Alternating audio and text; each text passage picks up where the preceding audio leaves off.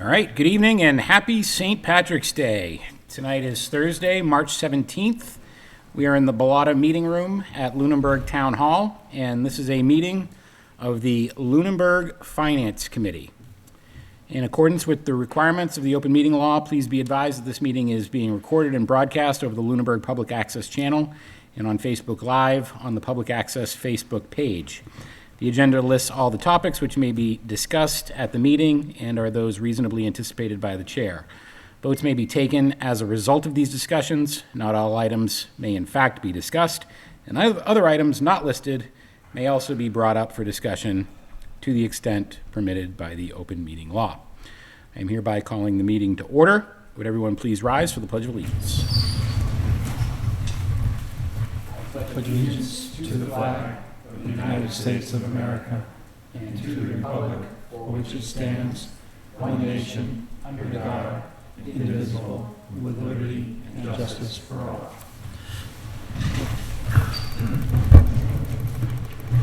Are there any announcements?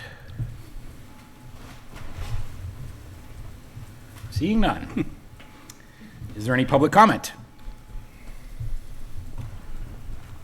Seeing none. Chair's report. Just a couple of quick items. Most of you are aware of this because I've emailed you this. A couple of issues came up at the last meeting that the town manager and I have coordinated for follow-up on. At next week's select board meeting on March 22nd, the town finance director will present her quarterly financial report, which will include the basically the spending to date for all accounts. I believe we have. Did we get an update on that report? I believe an email this week as well. So check your email, and then that will be presented the following evening in our virtual meeting that we have scheduled for that Wednesday night, which is the 23rd. Also at that select board meeting on the 22nd, the engineer who did the consulting on the Flat Hill drainage project will be presenting to the select board. And so I would encourage people, if you have specific questions related to that, tune in to that meeting, perhaps on Zoom to ask questions, and or come here. It'll be at 7 p.m. on Tuesday evening. And then obviously we will follow up and see if there's any need to have further discussion on that item on the capital plan on either the 23rd or 24th. I don't know what specific night we'll bring that up, but we will. Also on tonight's agenda, my intent is to skip over the warrant letter update and discussion. Despite my best intentions last week, I did not get to something that is reasonable for you all to read. I do have something, but it does not meet that threshold yet. So I will move it to Wednesday night's agenda. I'll try to circulate it in advance, and we will discuss on Wednesday night following the discussion with Monty Tech and the finance director. And with that, Madam Town Manager, do you have a town manager's report? Evening, Good evening, everyone. Happy St. Patrick's Day. Same to you. It was in green. So I will defer. I gave updates on the status of the capital projects for 21 and 22 on Tuesday night. I can defer that to when we have an update on the capital plan for fiscal, for time's sake and moving along the school presentation. But another... Just, we do have a written update from you. We have a new update to the capital plan presentation that we Correct. received via email. Yes. And substantively, nothing's changed since last week. You added those items and... Correct. I added slides to the presentation, updated the figures because one project got deferred till next fiscal year. Right. So that tally changed. Yep. But substantively, nothing's different since last Correct. Thursday. So, Yes. okay, good. In other updates, we received the funding for the School Street Hazardous Materials Abatement Project, actually the contract, so we can proceed with the work. That project was put out to bid. We received 7 bids on that project, and the lowest, most responsive bidder came in at $44,650. And that was from Air Quality Experts. So that was within the $50,000 that we were allotted for that earmark. So that was good news. So we'll hope to start that project soon.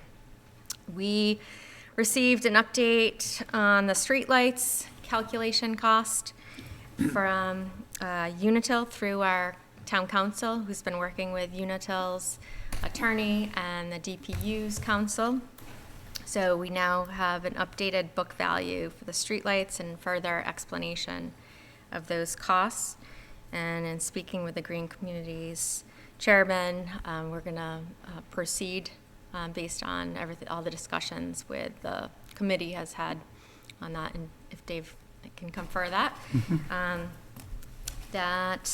So we'll move forward as expeditiously as possible for the purchase and sale for the streetlights. What is the number that we came to?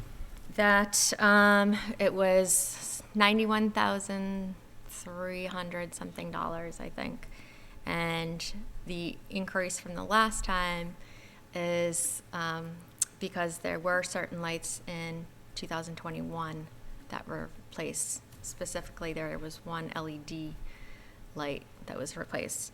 I've also asked or provided the list of lights that are non-functional to our attorney and see what negotiation, if any, we can realize there. Do we but have not to hold sufficient- up the process. Have we appropriated sufficient funds to cover Yeah, that? we appropriated $91,000, so I think we can Probably come come up with $300. $300. Okay.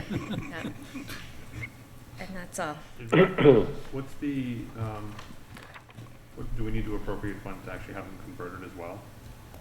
No, that's the grant that the Green Communities Committee is That'll planning on cover everything. applying for, but it will probably be in 2 phases, I think. One for the design of the project, because we'll have to hire a consultant to do the full design.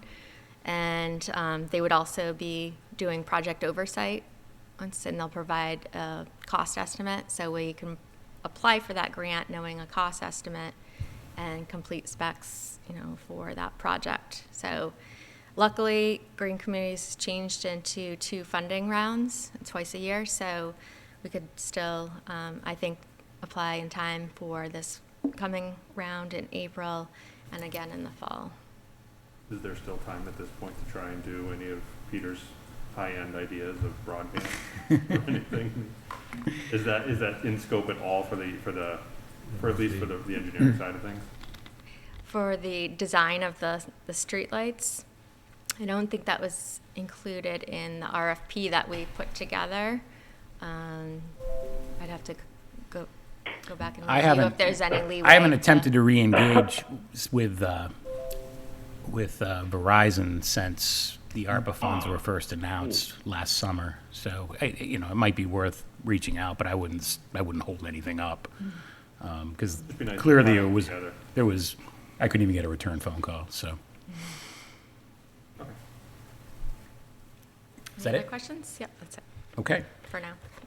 I'm going to return to public comment because somebody just joined and I had failed to look at the waiting room on the Zoom. So I'm going to reopen public comment if the telephone caller is interested in commenting. I am, Mr. Chairman. Good evening, Mr. Rogers. Good evening. I'll be brief, and thank you for, you were so quick and efficient. Anyway, I've got 2 questions. The first one, through you, to the town manager. What is the total number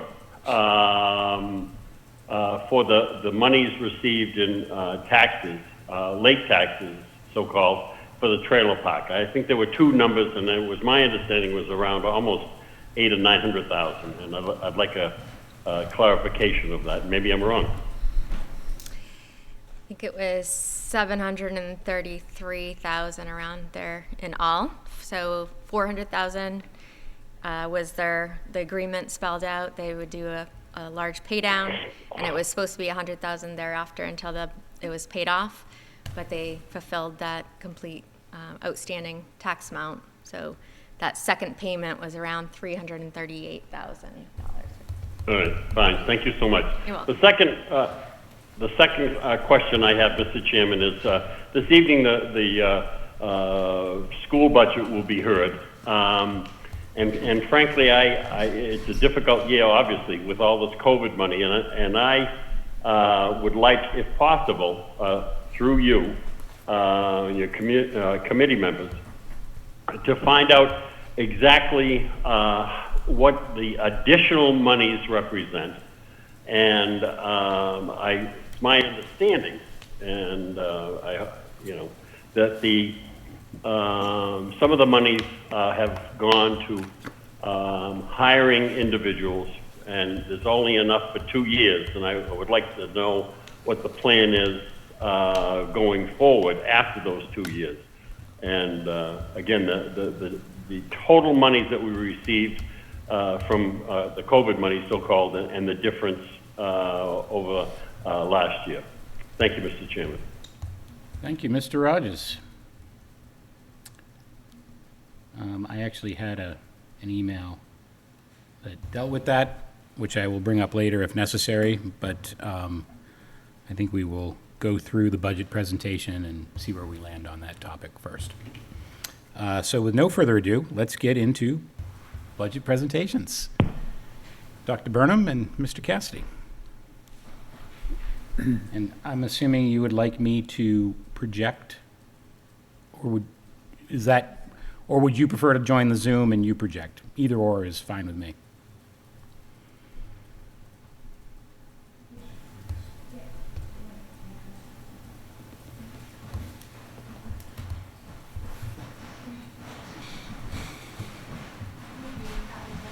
Okay.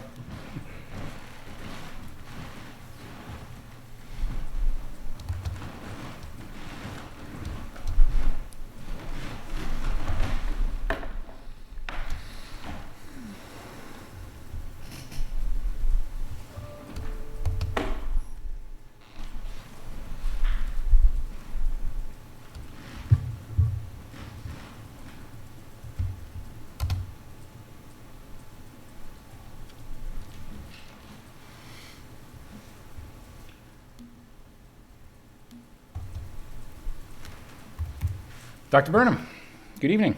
Good evening, everyone.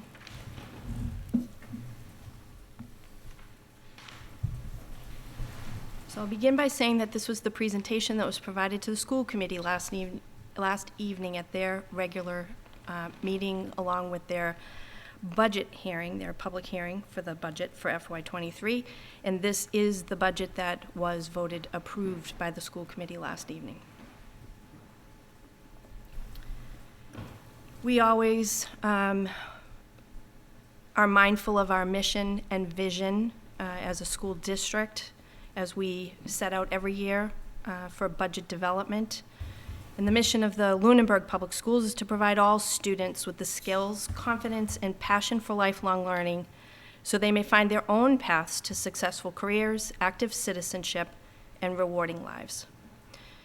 The Lunenburg Public Schools is committed to becoming a leader in education by focusing on its values of attending to the personal well-being of its students, providing high-quality curricula and student-centered instruction for deeper learning at all levels, and promoting the development of attributes and skills necessary for continuous learning for all. And hopefully, throughout the budget presentation and the positions that are incorporated in our budget, you'll see those connections back to both the mission and the vision.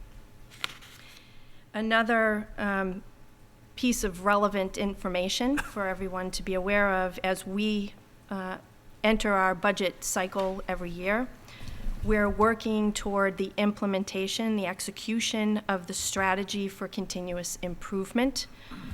This was developed at the conclusion of my first year in the district. So we began implementation in the 2019-2020 year, that year that we closed schools for the last quarter of the year due to COVID.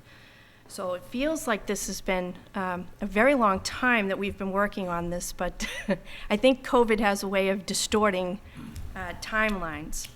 But our key focus areas are around transforming teaching and learning, communication and operations, cultivating climate and culture, and equity, access, opportunity, and achievement for all students. And I think it's important to note that under each of these bigger areas, we have defined priorities and action plans for each of those priorities. Currently, there are 10, and all of those documents are available on the school district's website. We always like to provide a little bit of context and some trends that help provide some background understanding for the budget. We always like to include and remind everyone that we operate under many state mandates and reporting requirements, and there are always more added. These are the ones that we've seen put out through the Department of Education since 2010. Most recently, of course, is the Student Opportunity Act plan and the data reporting annually for that plan. We also like to include our student enrollment.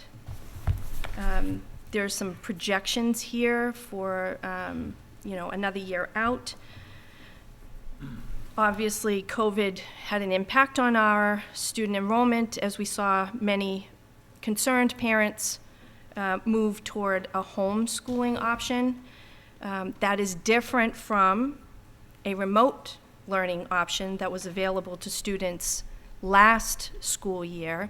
Homeschooling means you're actually withdrawing your students from the Lunenburg Public Schools and submitting a plan to homeschool your students. So there's some more information that I'll share with you shortly on that. We have been fortunate to be able to maintain our class sizes, roughly 21 to about 25 for most grades. We do have some larger class sizes currently at the middle school. Here's that homeschooling data that we had talked about. We are hopeful that we will continue to see the trends that we're observing now with COVID, and hopefully the return of some additional homeschool students to the Lunenburg Public Schools next year. We always provide some information on Mcas data. I will say for myself, professionally, I would like to caution the community in putting too much stake into the results of last spring's test. Across the Commonwealth, schools were engaged in a variety of combination of hybrid and in-person learning. The test last spring was scaled down and administered approximately half as many sessions as in a typical year. It's information that the state told us last spring that their intention was to provide this data for districts to use for student level and school and classroom decision making around curriculum, etc. But that they didn't plan to put out any accountability information based on last spring's administration. And then they, of course, put out accountability information based on last spring's administration. That said, these next couple of slides by school, so MCAS begins with the third grade. So that's why there's no information here for the primary school. No grades at the primary school are tested. I've highlighted just for a quick glance, those areas in green are areas that we performed better than the state average, which is good news. I pointed out last evening for the school committee that the exceeding expectations, we want numbers higher than the state average. We want more students in the exceeding expectations than the state. Same is true for meeting expectations. Where we see the partially meeting and not meeting, we don't want to have numbers higher than the state in those categories. We want numbers lower than the state. The areas that are highlighted in yellow, those numbers are just concerning because the percentages are too great for us. Those are areas that we're looking to target and close those learning gaps for our students. So we are looking at this data. But we also have our own in-district data, and I'll talk a little bit about that as well. So this is a quick glance at Turkey Hill and the middle school and the high school.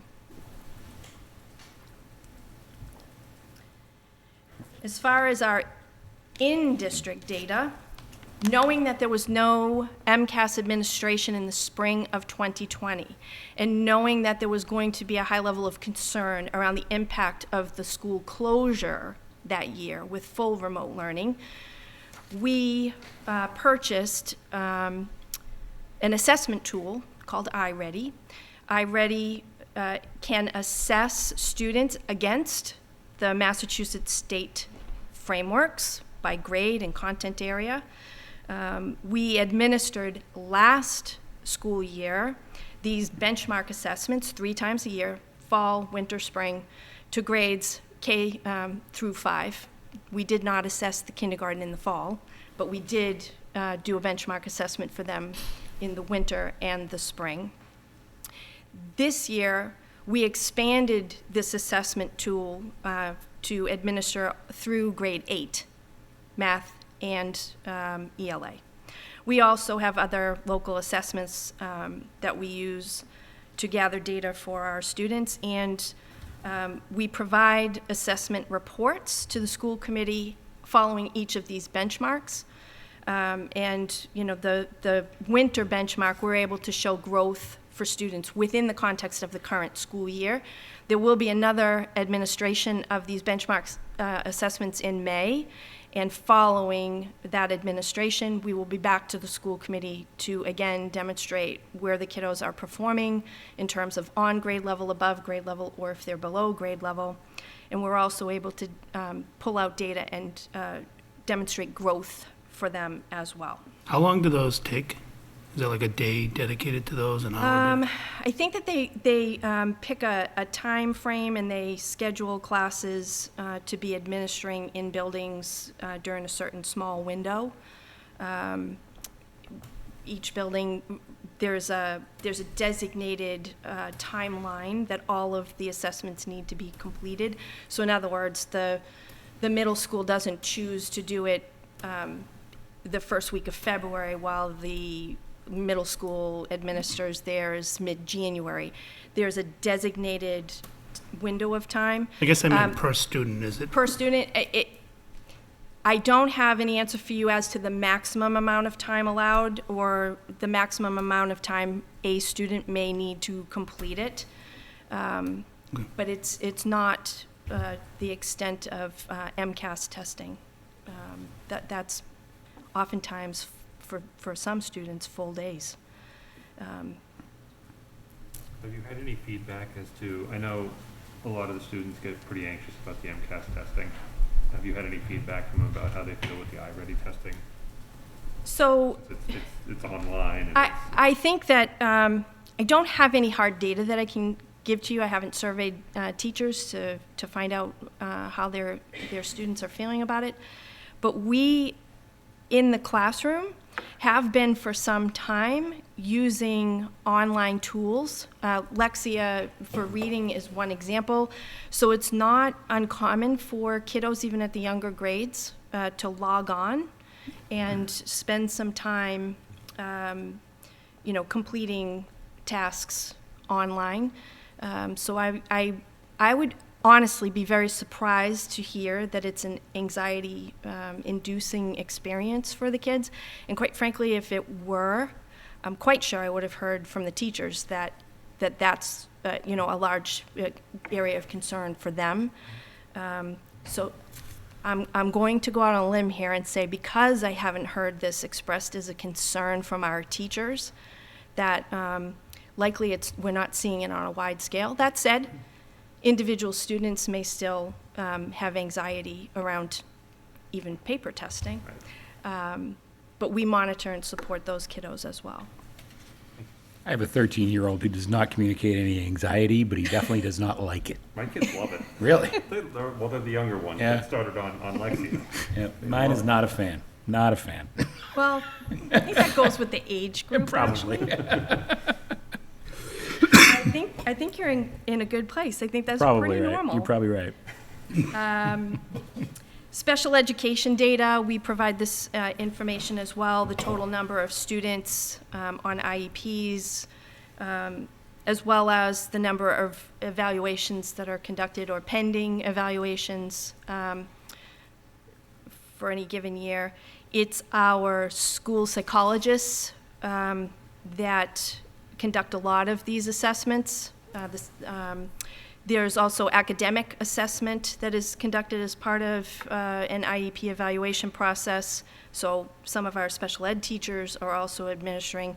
You might have speech language pathologists, occupational therapists also doing assessments, evaluations in an IEP evaluation cycle. So this is good information for us to look at in terms of need for special ed staffing. Section 504 is another way that we support students. Any student with an area of disability that does not necessarily have to qualify them for an individual education plan, an IEP in special ed, but may impact their success in the classroom. We develop Section 504 plans with accommodations for those students. And you can see the number of plans in each building here. And I think if you go back to the previous slide, you can see that there's a much higher number of students at the primary school on IEPs and far fewer of them at that age group on a 504. Oftentimes, there'll be some early intervention for younger students, an IEP plan, services provided, and as students learn to apply those strategies and supports that they've been learning through this added support, oftentimes they can transition off of an IEP, but in some cases, students are maintained with some accommodations in the classroom with a 504 plan. So it's one or the other. Typically, you don't have both, although it is possible that there might be a medical situation that would require a 504, but not specialized instruction. Specialized instruction or services would be on an IEP. So in rare circumstances, you might have a student for some period of time that might require both, but it's not typical. Is there, just looking at the numbers really quickly, so the primary school is primarily driven on IEPs, or has more IEPs, in the high school, as you get older, they're more on the 504s. Is that a common trend? Yes. Okay, that's just kind of how it seems to work. Sometimes at the high school level, parents may become more concerned about a student's success heading off to college. A 504 plan would transition with them to college, whereas an IEP does not. Okay. So sometimes you have interest that peaks in the later high school years. Parents having some concern about continued success. You know, we come to know our students here, but when students are traveling off, you know, to a new school at the college level, I think that potentially for some, having a 504 plan just ensures that their student will have access to some additional supports when they head off to college. Are the pending 3-year evals and evaluations Yep. On slide 13, Yep. are those included in the 70, or are those outside? outside of, look on the top line, you have 77 and 18. So they're different. Okay. Good question. So students are referred for evaluation for an IEP. Student who's never been on an IEP, young student. They're evaluated, all these tests are done, the tests are analyzed, and a team determines whether or not a child meets the parameters to be picked up for special education services, and an IEP is developed for them. There's an annual review.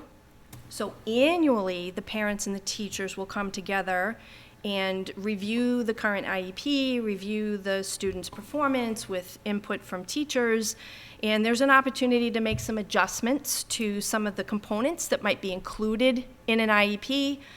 An IEP might be revised and updated, or it might be maintained exactly as it is, but it's rewritten for the next year, 12-month period. Every 3 years, however, students on IEPs have to be re-evaluated and re-qualified to continue with special education services.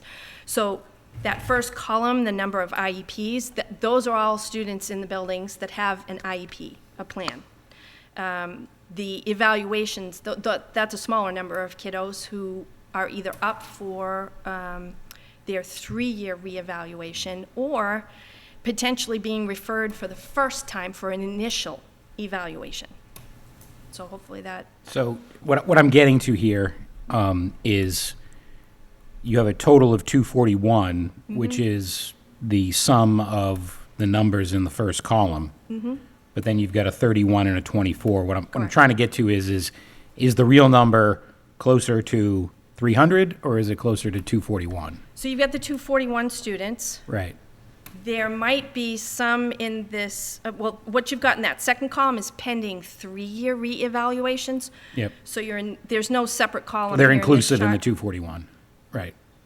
Okay. But yet the 24, the evaluations, those are potential in. Those are current. Those are evaluations we know that have been completed. The other are still kind of Okay. pending because they haven't come up to their annual expiration.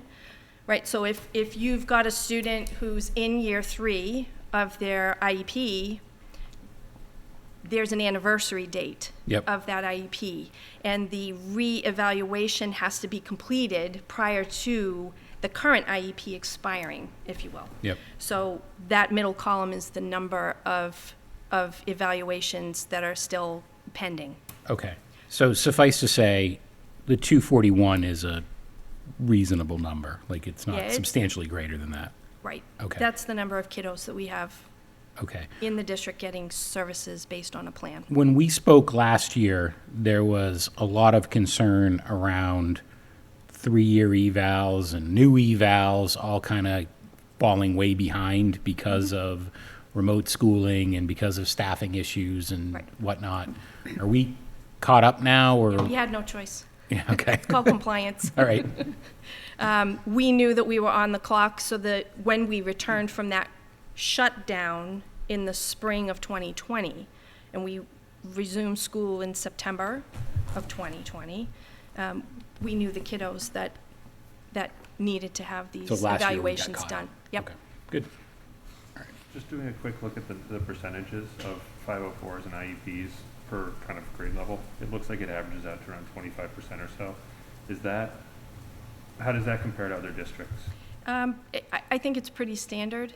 I can tell you that the percentage of students in any district with an IEP that's reported, that's data that you can get on the state website. And we tend to fall in a pretty consistent percentage. If you were to look across a variety of districts, it's pretty much the norm. So we're not way below other districts, and we're not really well above other districts either. Actually, to be well above would probably draw some attention Right. from the state, quite frankly. Okay.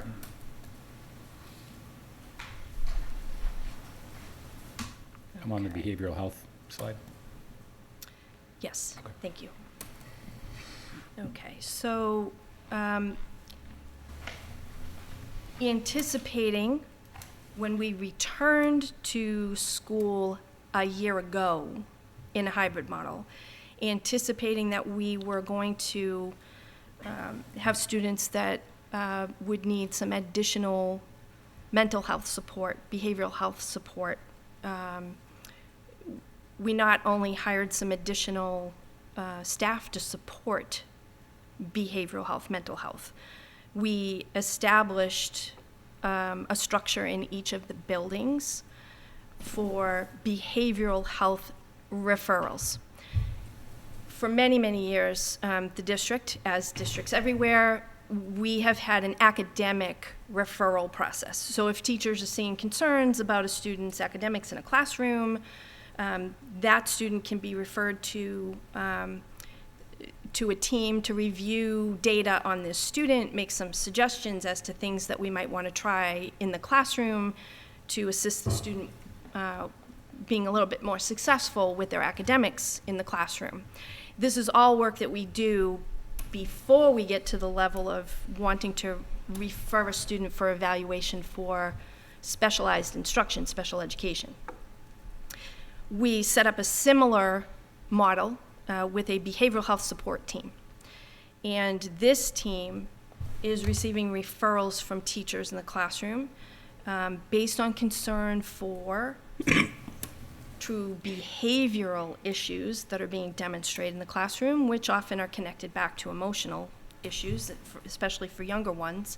They tend to act out because they can't appropriately regulate their emotions or express their emotions in a more effective way. And we also have kiddos at the higher grade levels that do exhibit more classic symptoms of depression and anxiety. So a year ago, we established this referral process. This referral process is still in place this year. We have a social worker, clinical social worker in every school this year, in addition to added guidance staff support. And this is the current count since October in each of our buildings. We're also piloting this year a behavioral health curriculum. This curriculum is for grades K through 12, and it's a social emotional curriculum. Tier 1, just, there's a lot of education lingo here. Tier 1 is whole class instruction, or Tier 1 would be school-wide rules, expectations, and processes, etc. In other words, it applies to all students. Tier 2 would be for a smaller group of students that need a little bit of extra support, and Tier 3 would be for those even smaller number of students that need a lot more support. So the Trails to Wellness curriculum that we're piloting provides materials for use at Tier 1, whole class instruction, as well as Tier 2, and that's the smaller group counseling groups that our adjustment counselors and social workers are facilitating. Are those social workers on those grant monies that were asked about earlier? Yeah, so some of them are. We'll talk about, we'll make our connection to our 5-year staffing plan, Okay. year 1 being next year, and how that translates to the positions that we've got in the budget for next year, the local budget for next year. And we've also identified positions that aren't carried in the local budget for next year. They're new positions, but we're going to fund them through grant sources. So we'll get to that conversation. We can also have a conversation about the current year and prior COVID monies as well. So this is sort of that historical glance dating back to FY18 relative to Chapter 70 monies and the percentage of our budget that is supported by Chapter 70 funds. Mr. Cassidy, do you want to jump in and offer any additional comment here? Good evening, everyone. Mike Cassidy, Business Manager and HR Director. Before I get to the slide, I just want to thank everyone for their support, and Town Manager and Town Administration. I'm getting sidetracked here a bit, but the Superintendent and I were talking this afternoon, about last time we presented here. And it was March 12th, 2020. Physically, and the next day, you know what, everything broke loose. So when we say it's great to be here, let me tell you, it's great to be here. It's an Is there a honor. causal relationship there? Don't turn on the news tomorrow morning. All right. So, so this slide presents some of our trends in how Chapter 70 funds have supported the school department budget. And for a number of years, it's hovered around 36 to 37%. With the additional funding that we're receiving this year, it'll offset that local budget a little bit more. So that'll help. And the increase was 11.48%. The total amount was $896,610. I'm sorry, $896,610. What part of the formula made that change happen? Low income. So there was an increase in the low income students that were documented. So not only there was an increase, but it went into a different category. It went from, the way I can describe it is, it went to a higher percentage group, which was a higher category, which gets a higher cost per student from the DESI formula. That's the easiest way of really We determining. crossed a threshold that changed the multiplier, basically. Exactly. But there was also some discussion when that occurred, and I know that the information wasn't clear initially, and maybe it's still not. The question that we had was, okay, we went up, and I can't remember the number of students, but it was a pretty substantial number. I want to say it was in the teens or low 20s in terms of students that were designated as, low income, whatever that threshold is. And my initial question was, is that even possible that we could have that big of a change from one year to the next? But then there was also some discussion that perhaps that threshold changed as well, because the federal poverty line, or how the state looked at the federal poverty line, was different. Yeah. Do you know? And the increase was really centered around the Student Opportunity Act. So remember that one of the areas of need or funding were low-income students. Yeah. So as so more money was shifted to the group. So, things aligned that we're able to reach that threshold and get the extra money. How we did it, I'm not really, we really haven't examined the demographics. Yeah.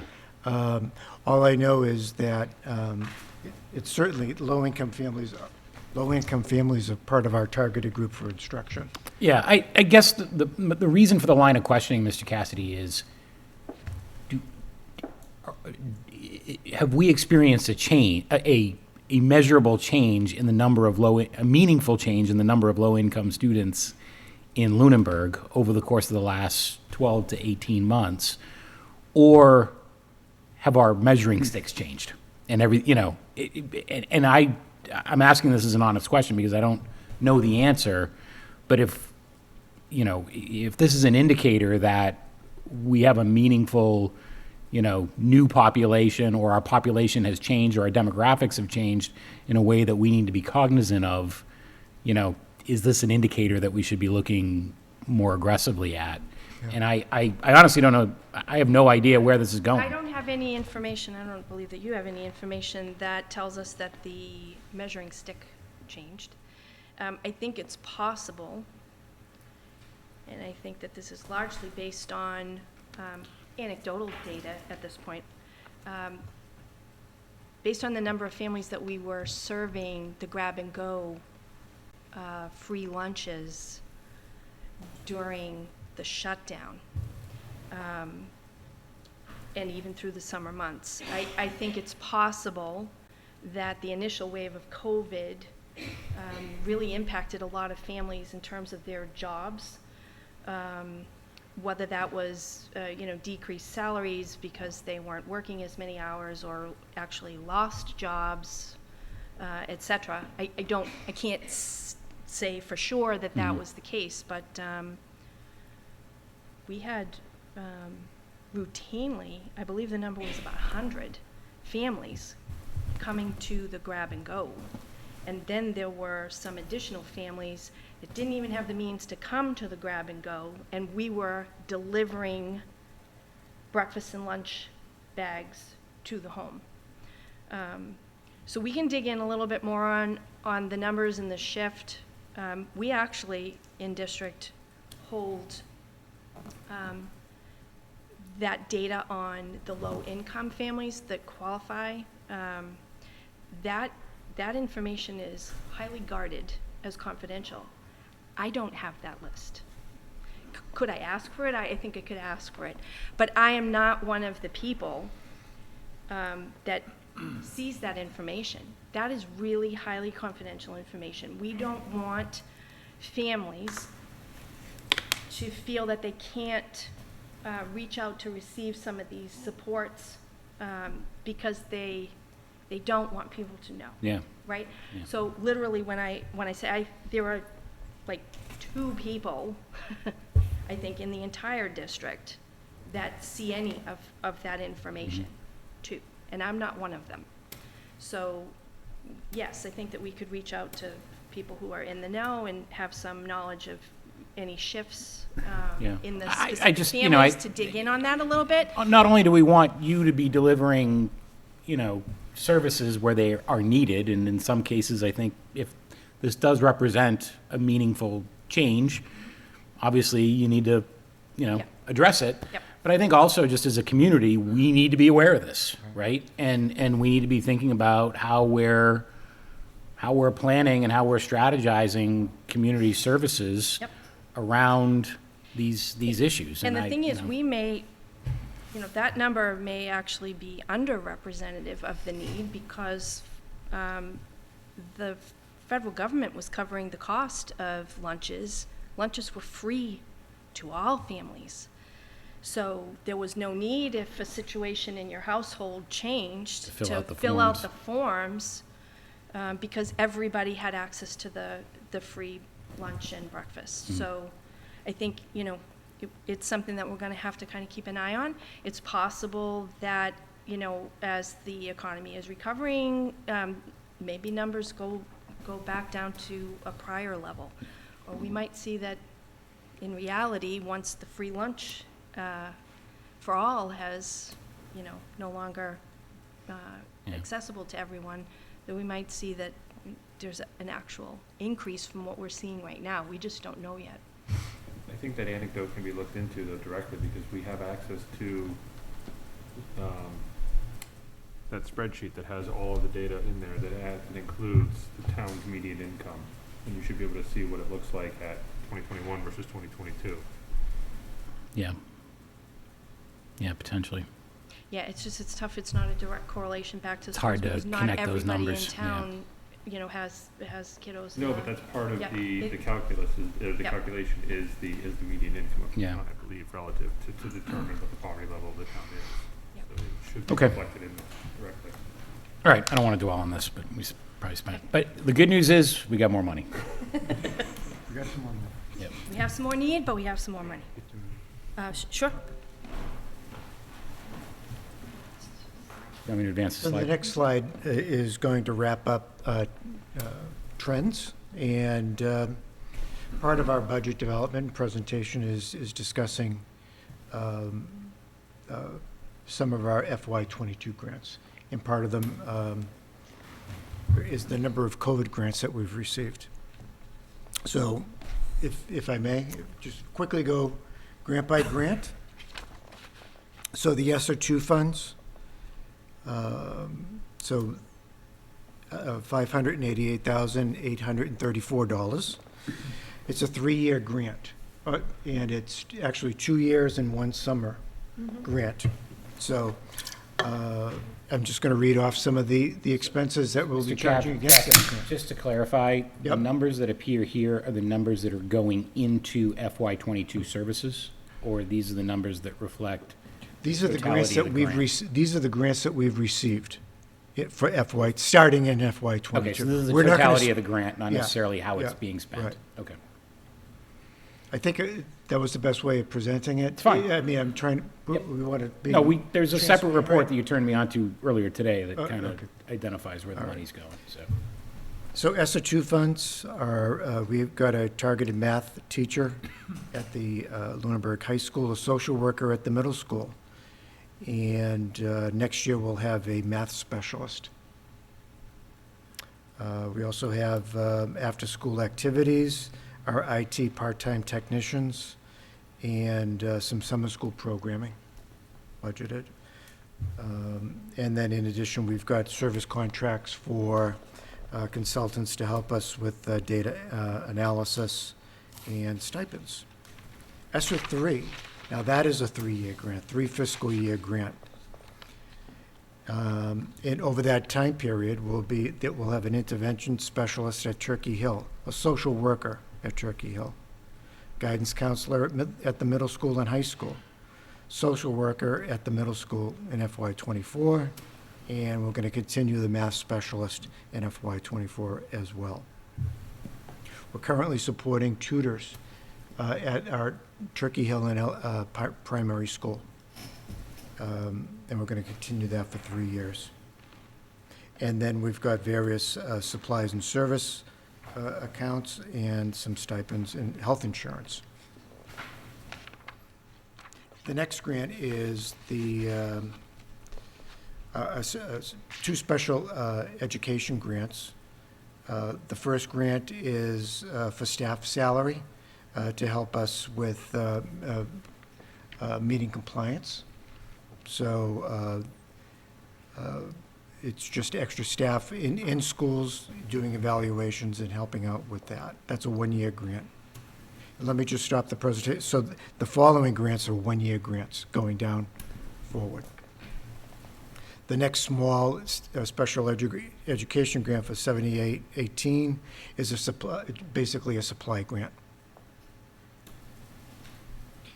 The next grant is a summer school grant for last summer school. It's last summer school season, which we've expended. We also received a $24,000 grant for after-school program for this year, which we're currently implementing. So is that money going into the extended day program? Tutors after school. Tutors, Yeah. okay, this is an educational. Special one. instruction at the primary Turkey Hill and at the high school too, right? Yes. Okay. Yep. At the upper grades, it's a few designated days where students have access to extra help. Above and beyond any extra help they might seek out from a teacher of a specific class. At the K-5 level, we're running them in 10-week sessions, so there are two sessions, if you will, because it's possible that some of these kiddos that were targeted for the after-school intervention, tutoring, by the end of a 10-week cycle might actually be in a good spot and not require that additional tutoring support.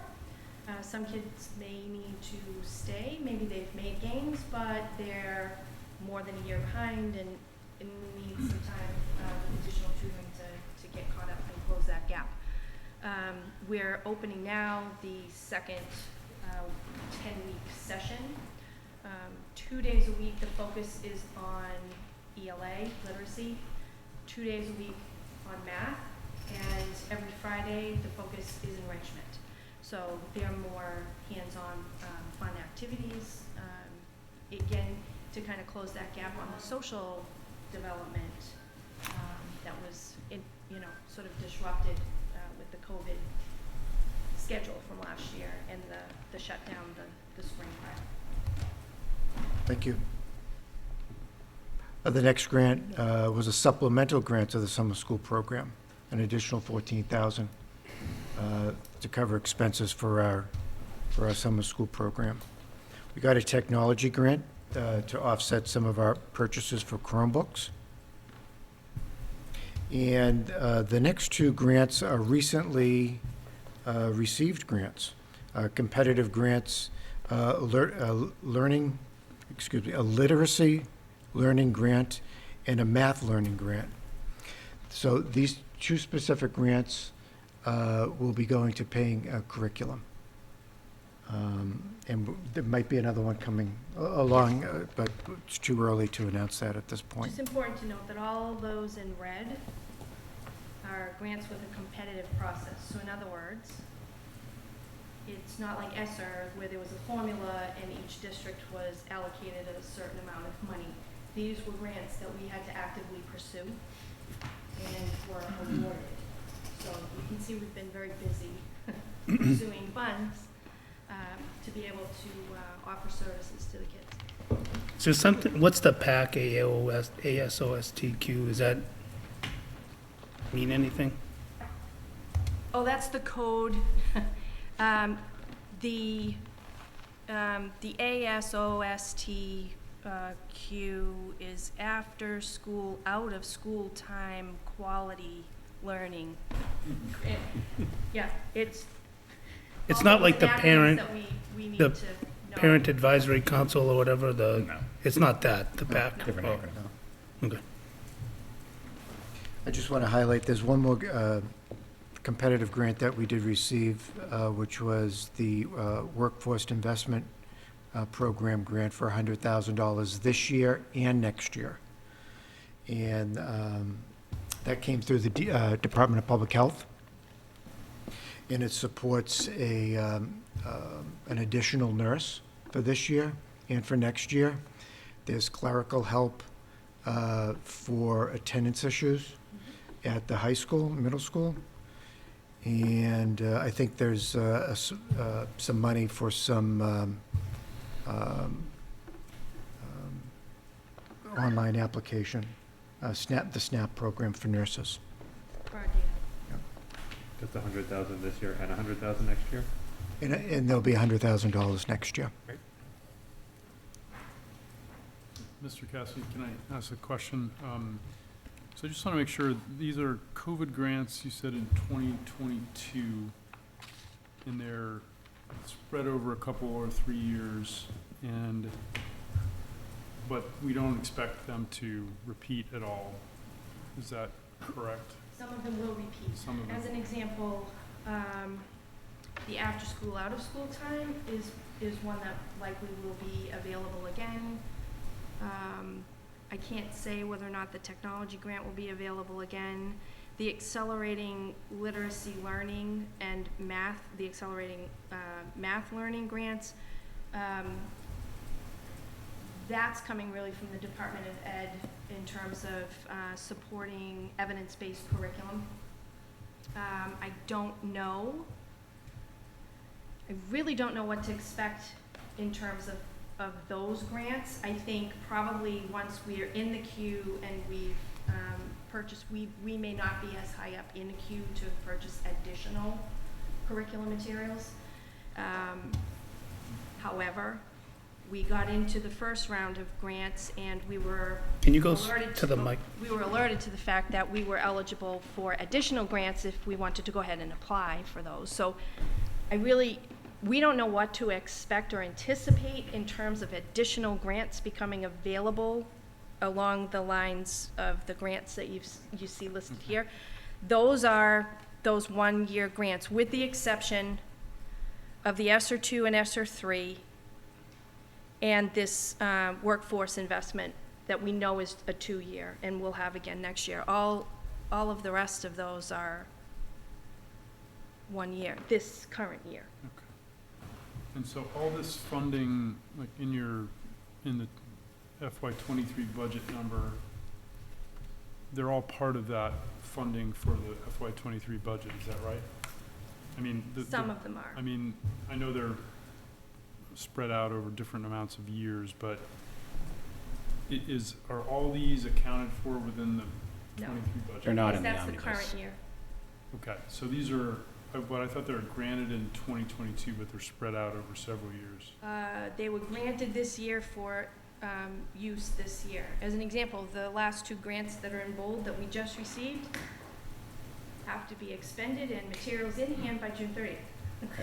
Right, but We just were notified about it. We just so, found out about it. so that, I think it's, what is and isn't in the omnibus, I think, is probably a good question to kind of stipulate. Yep. Probably not right now, but I think it's worth Yeah, coming we'll get back there to. Because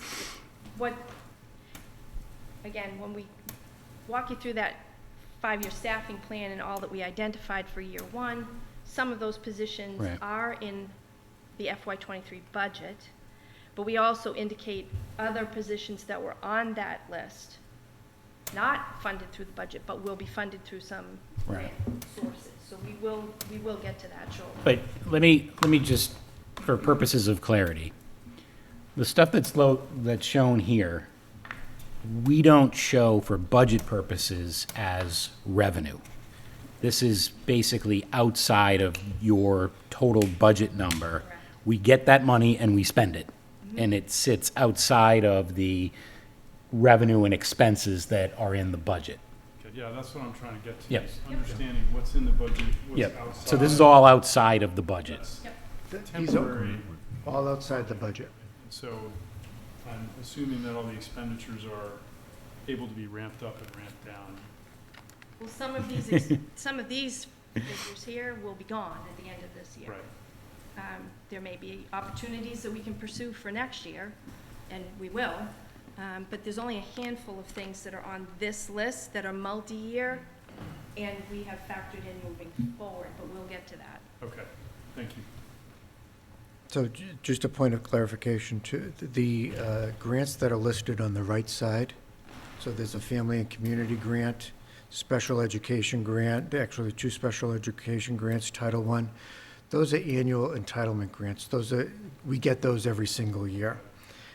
So those, you'll see that on a presentation again next year, Okay. for sure. But they So- are limited for what use. So as an example, the family and community grant, that's Patty's grant, the community school link service grant, it's for our youngest folks in the community. Parents come and get some parent education opportunities as well as some learning opportunities, particularly in the area of literacy and STEM, grant funded for the children who are not yet school age. So that's that grant.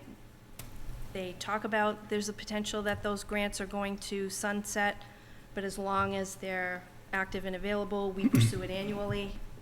We've worked under this grant for decades at this point. Okay, let's move on. I think it's important to understand grants and what they are per year and when they end, though, because you are working on a budget that includes grants, even if it's not part of the omnibus. So if grants start drying up and we want to continue level service, that has to be made up by the budget. So, and just in a recommendation format, this chart is a little confusing because there is some that have to be expended this year. I think that ESSER 3 is the total ESSER 3, which some was probably last year, some is this year, and some will be remaining next year. So perhaps, next time we present this, we do it kind of by year, if they're multi-year, something like that. There's also you're absolutely right, and I completely agree with the sentiment. There's a report on the school department website, which I didn't save, that breaks down the ESSER spending for all 3 years by position. And I think that is really kind of, that's like the most important thing when it comes to figuring out how we're going to sustain these services, or what services we're going to sustain, what we're not. Right. And then for that which we are going to sustain, how we're going to pay for it. Because that's going to be the big challenge in FY '24 and '25. I'm going to offer that information. I know I've done that report that you were just talking about. Okay. So it may be on our website. It may Might have be able been, to pull it up live. I will, but it's- not when I'm doing, yeah. not when I'm full screen right here. may so. have even provided it to the school committee. So I know I've done it. Yep, So okay. it's. It was I'm just not- a I'm not- recommendation I'm not how gonna it might create be a new little document. clearer. I know I've done Yep. it, so I'll be happy to send it to the committee, Thank you. honestly.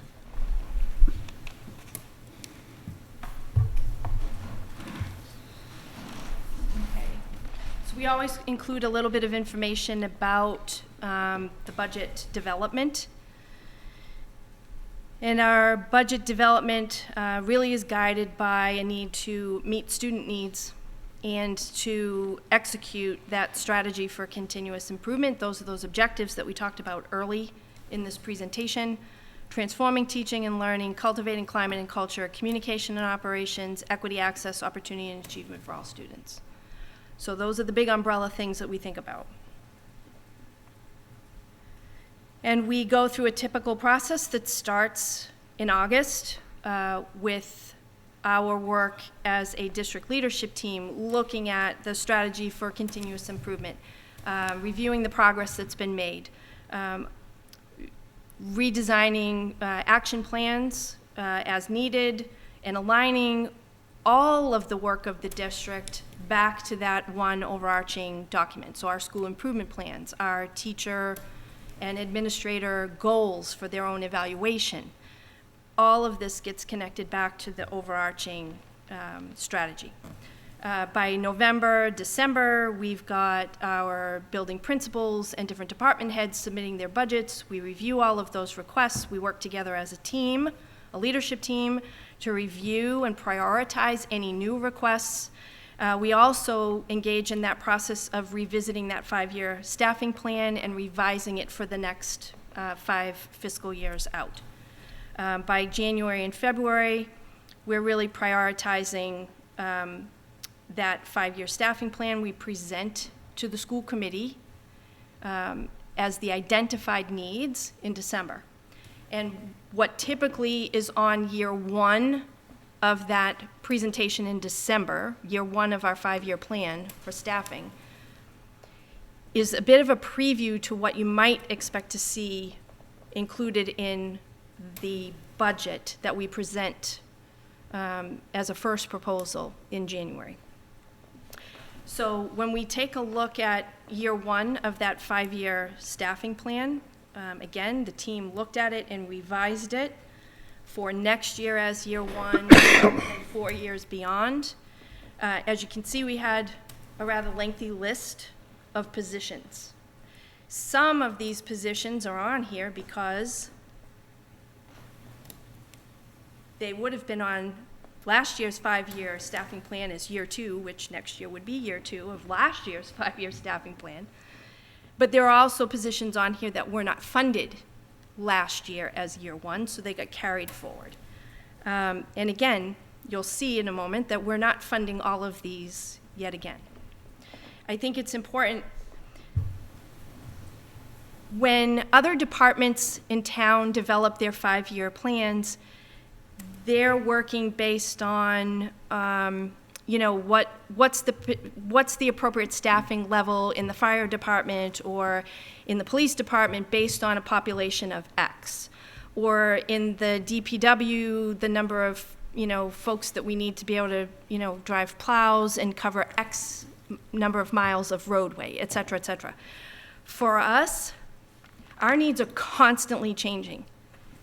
Sometimes we anticipate a certain need, we prepare for that certain need, and then the students arrive and they bring with them a need that we didn't see coming, didn't anticipate, but we still need to address. So it's a lot harder for us to come up with a 5-year staffing plan that, is not fluid. It's going to continue to flex a bit based on the needs that we see coming down the road.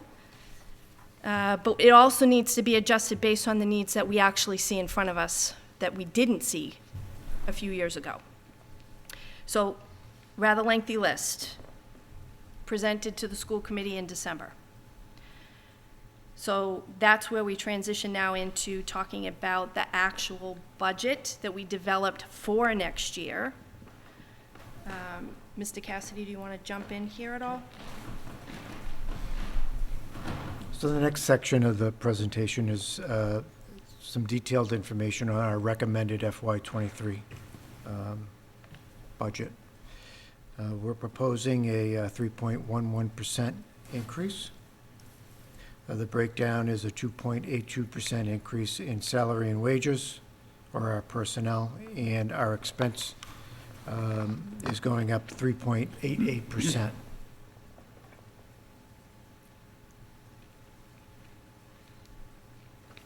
Next slide. So what does that number include? That number includes all contractual increases. We did settle 4 contracts last school year with 4 bargaining units. That includes all their step increases, everyone moving forward on the salary schedule, longevity, in a degree advancement. If a teacher advances her education, she can move up, he or she can move up on the salary schedule.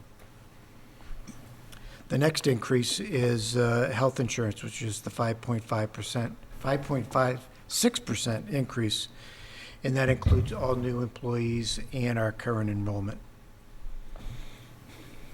And we have a $39,600 increase to our general transportation contract, which was recently settled. And then finally, the increase includes all new positions. Did that transportation increase service? We were talking at one point of that 1.5 miles. That does not increase service. Okay. We're maintaining the school department is maintaining the same distance. Okay. And the school committee Yeah, kind of no, went that's through fine. that process of evaluating. How many years is that contract for now? Excuse me? How many years is that busing contract for now? The transportation contract is for 3 years. So that looks pretty small over there. So if, the general transportation line item, It was updated, I emailed it to which is the first line item in every box, the 809,100, the 838,800, and the 878,400, that is going to be supported by the local budget. And on a Can I just- year-by-year basis. Let me just interrupt you for a second, Mr. Cassie, because I see that my members all scanning their presentations. This is a new slide that you added today.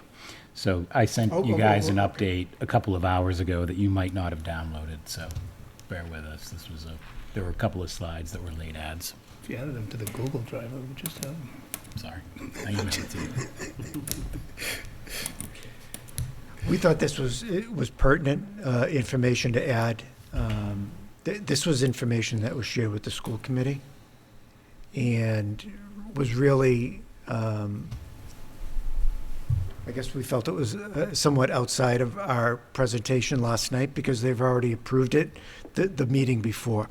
So we kind of slipped it in, so to speak, but no sneakiness, but Well- I think it's valuable information Yeah, for this so group. this was discussed in quite a bit of detail at a school committee meeting a couple of weeks ago when you voted to accept it, and Mr. Cassidy and I emailed the day after. One of the issues that I think is important, that I think that the public needs to be aware of, actually these increases are less than I anticipated, at least in terms of the effect on the school department budget.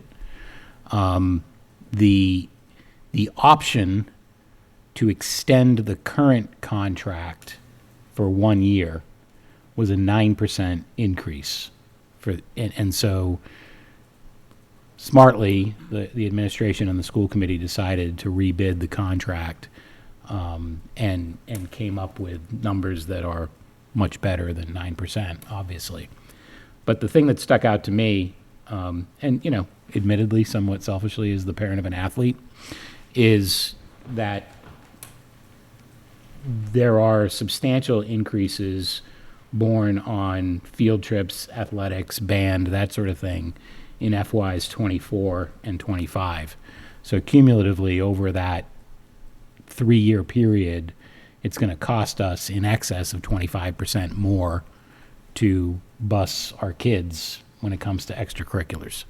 And those costs are borne by parents, essentially, through activity fees and what have you. I mean, there are some contributions that come from the budget as well, but for the most part, those are pay-as-you-go expenses. And, you know, those are not the only expenses that parents pay, by the way. A couple of years ago, I made a comment to the school committee in public comment that I was going to keep track of my out-of-pocket expenses over the course of the year. And then COVID happened, so it stopped a lot of things, particularly since I had a senior that year. But you know, anybody who's been a parent of a student in Lunenburg knows that these expenses are not insignificant over time. Are fuel costs part of this number? No. So those are in addition? There is a slight adjustment Okay. but I think that in all my years, we've never, in my previous district, and we haven't experienced it, we've never done the fuel adjustment. Did the contract come to some determination if COVID happened again and we shut down busing, and what would happen related to that? It was bid that it would have to be approved by the state legislation, that a district would pay a bus company, and then it would go through the town system. It would go through the Board of Selectmen. We went through this process a couple of years ago, and I think we got a gentle suggestion, like you know, that they didn't really want to see the bus companies again. But in just going through that process, I think the superintendent and I, and maybe even the school committee, realized that's a bigger decision than us, because it really does impact the community. It impacts the local business.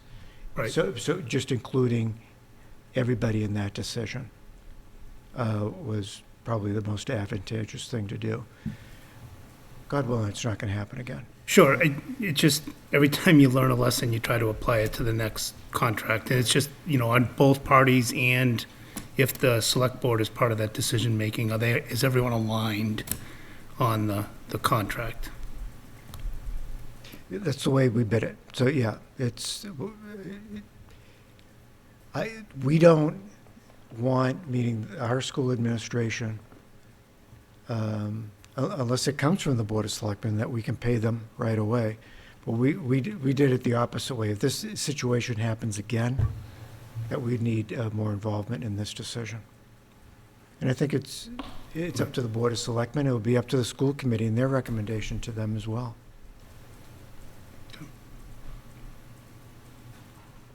It's also difficult to anticipate what that legislation would be. You know, like what happened a year and a half ago is not necessarily how the legislature will choose to handle it in the future, so. You want to talk about the new position? Sure. So, taking a look at the budget, there are some new staff positions. However, they're offset by the elimination of existing positions. So currently, at both the primary school and the Turkey Hill Elementary, there's one full-time teacher in both buildings, part-time library, part-time technology.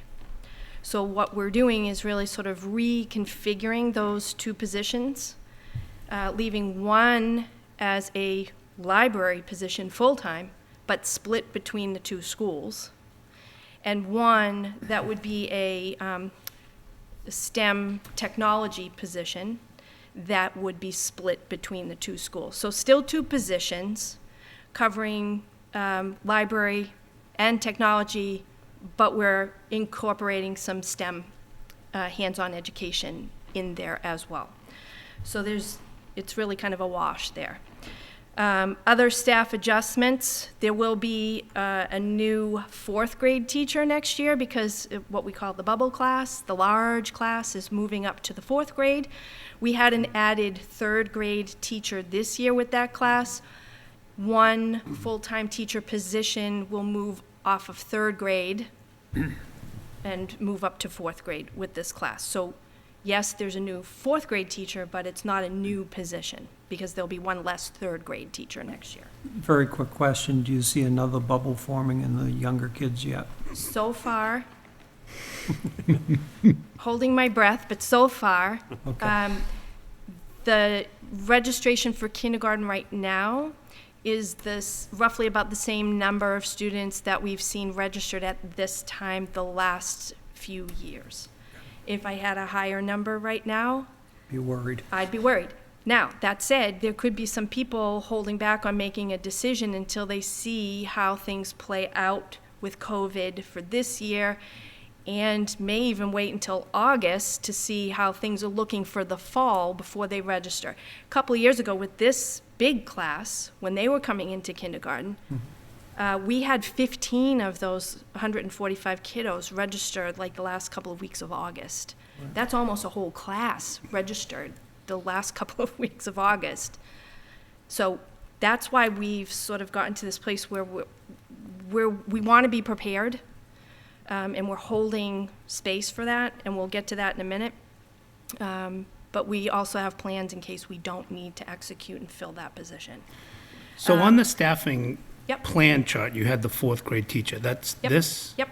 But, so that, wouldn't that plan say that there's a We reduction? identified it as a need, Yeah, right? That we would need to add a 4th grade. But we're in actuality, we're adding it by eliminating a 3rd grade. okay. Here's the situation. I mean, we could just carry it in those 5-year staffing plans as, a wash. However, with as many kiddos that move to homeschooling and not knowing how many are going to be coming back, and I can tell you that this year we had a lot of new students moving into town that registered, and the registrations were still coming in fairly regularly through the month of September this year. It's hard to anticipate, which is why we don't automatically project that, we'll need to move this one teacher, so there'll be one teacher left. We kind of carry it and then make those final adjustments when we get to the budget piece here. So the last other adjustment, we're looking to add a little bit more time to a current part-time music position at Turkey Hill Elementary. Essentially, we're going to pay a teacher for one more class period. In so doing, we will be able to initiate both band and chorus in the 5th grade, which will really help us reestablish our music program that has taken a bit of a hit due to COVID these last couple of years. So we're really excited.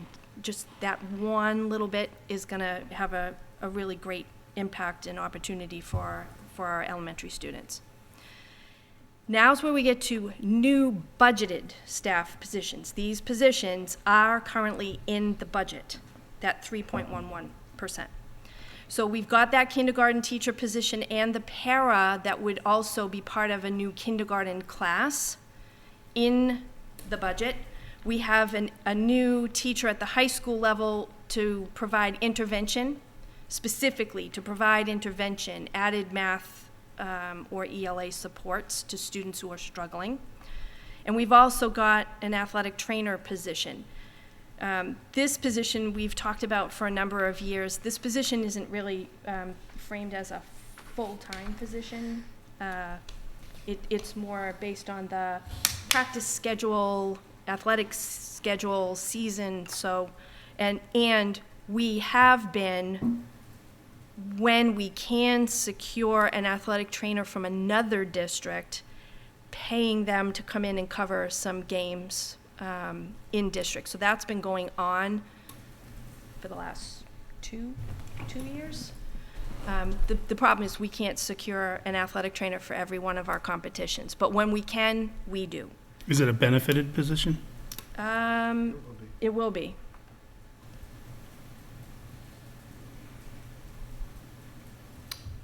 Okay, so a little bit about that STEM technology teacher position. Just briefly, Yep. on the trainer, is this now a requirement of the Not yet. MIAA? Not yet. Okay. Because I've seen, even in youth sports, we've gone away from EMTs to trainers, and I'm assuming that that's Yeah, coming. and quite honestly, if we had had an athletic trainer this year with COVID protocol and returned to athletics from a COVID positive isolation period, would have been a tremendous help to our nurses, because all of that could have been handled by the athletic trainer instead of by our nursing department. You know, that position, again, we'll get to some particulars here with that position in a minute.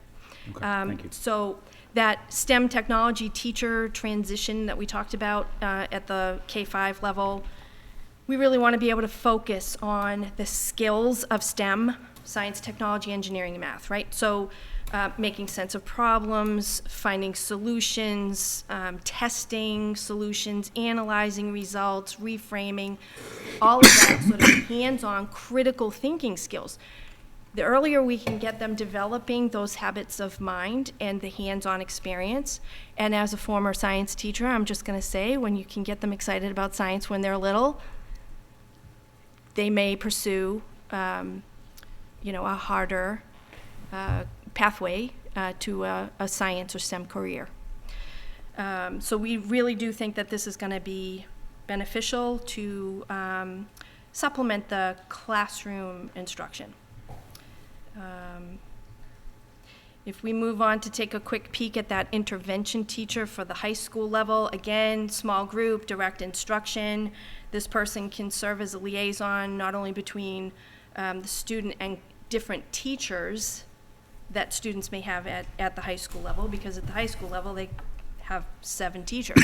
But this person can also be a contact with parents and guardians as well. And we're looking to hire a licensed teacher who has experience working with struggling students at the high school level. As far as that athletic trainer, we highlight a few benefits for that position as well, such as injury prevention, injury rehab, returning to athletics, the concussion protocol, return to play. This person would be available at our home athletic competitions, and this individual would maintain all of those records as well. Are there any, like, options for outsourcing this versus hiring this position? Are there, like... I don't know that there are any staffing vendors that would have this particular position. I don't know that in the end it would save us a whole lot of money.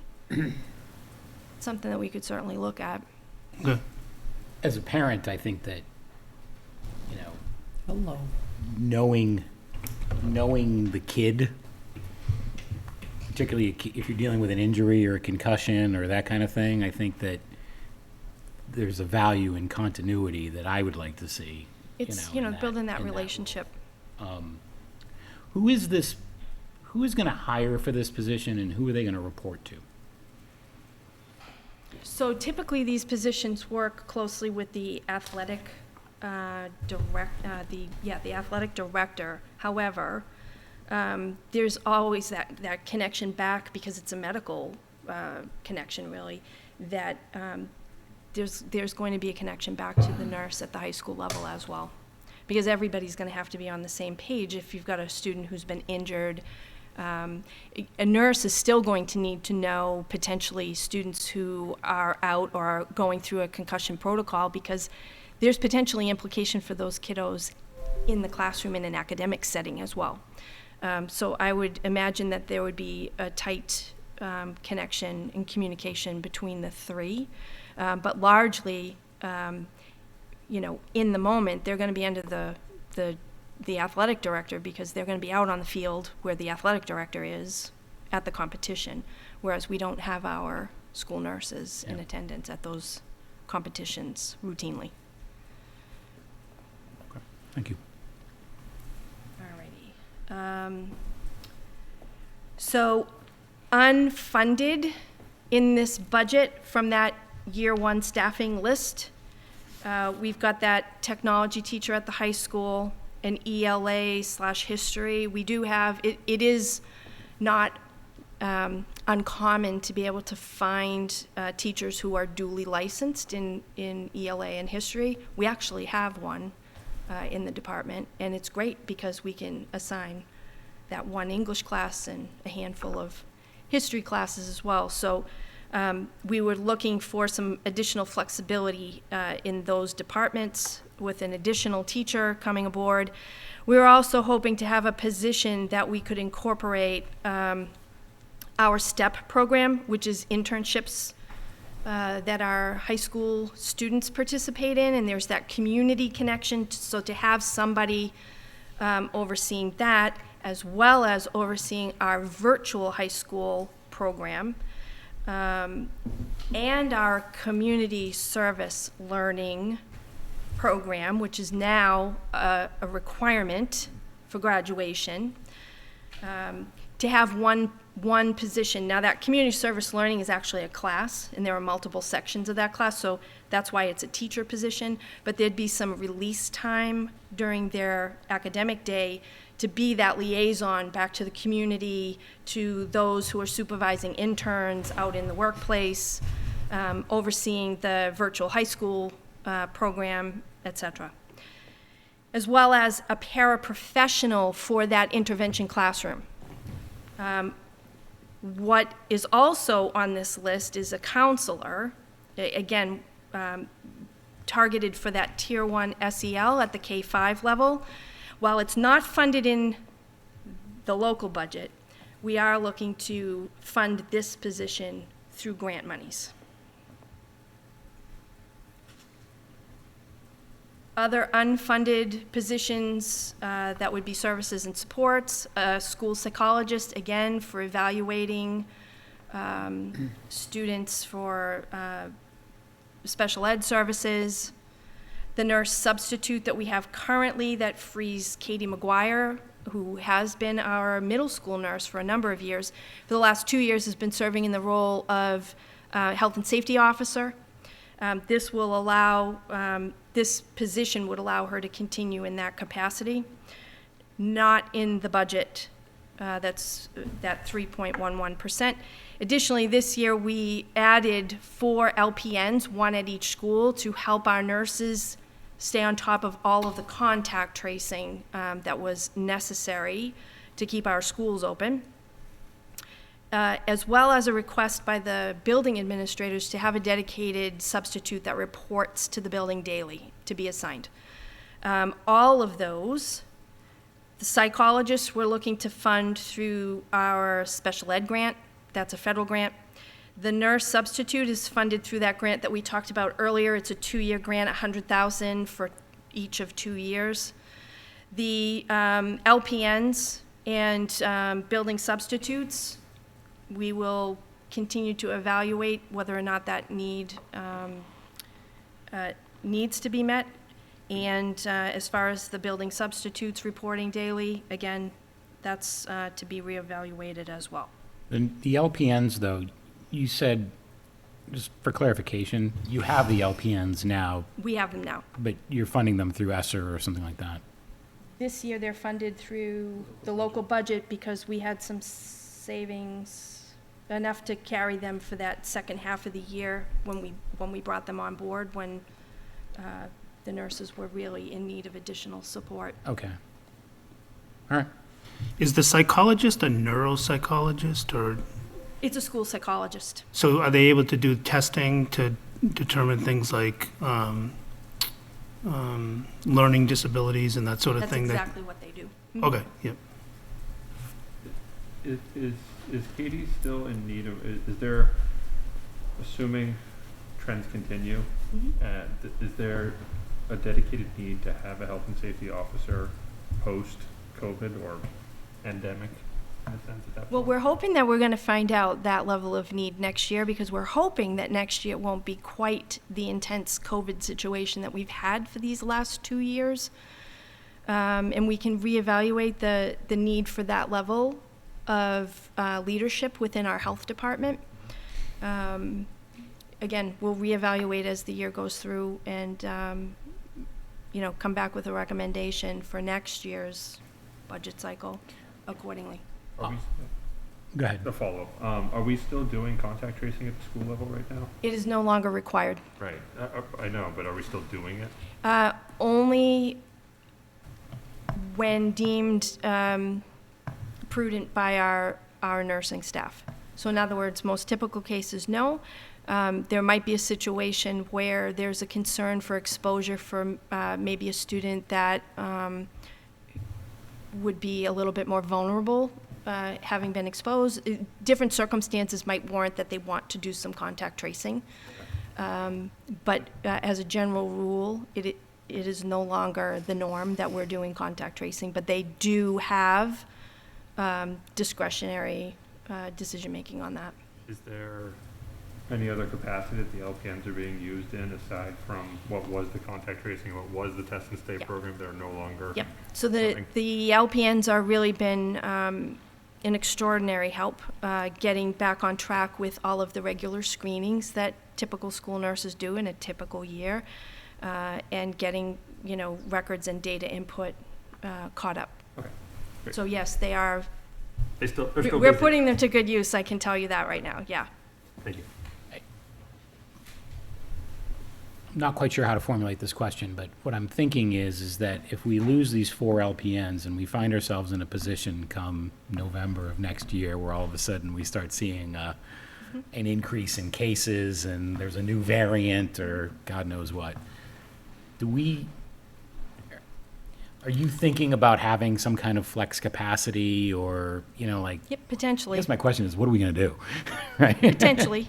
And it's one of those situations that, again, we'll have to evaluate as we go through, beginning in July, right? The new budget, we're hiring for retirees, where we start to see where things are settling in and, maybe where we might have a little bit of savings in the budget, or maybe even savings that we had projected to be covered through one of our grants, that we may say, you know what, it would be prudent to keep one LPN on, to flex and send if we've got situations popping in one school or another for added help.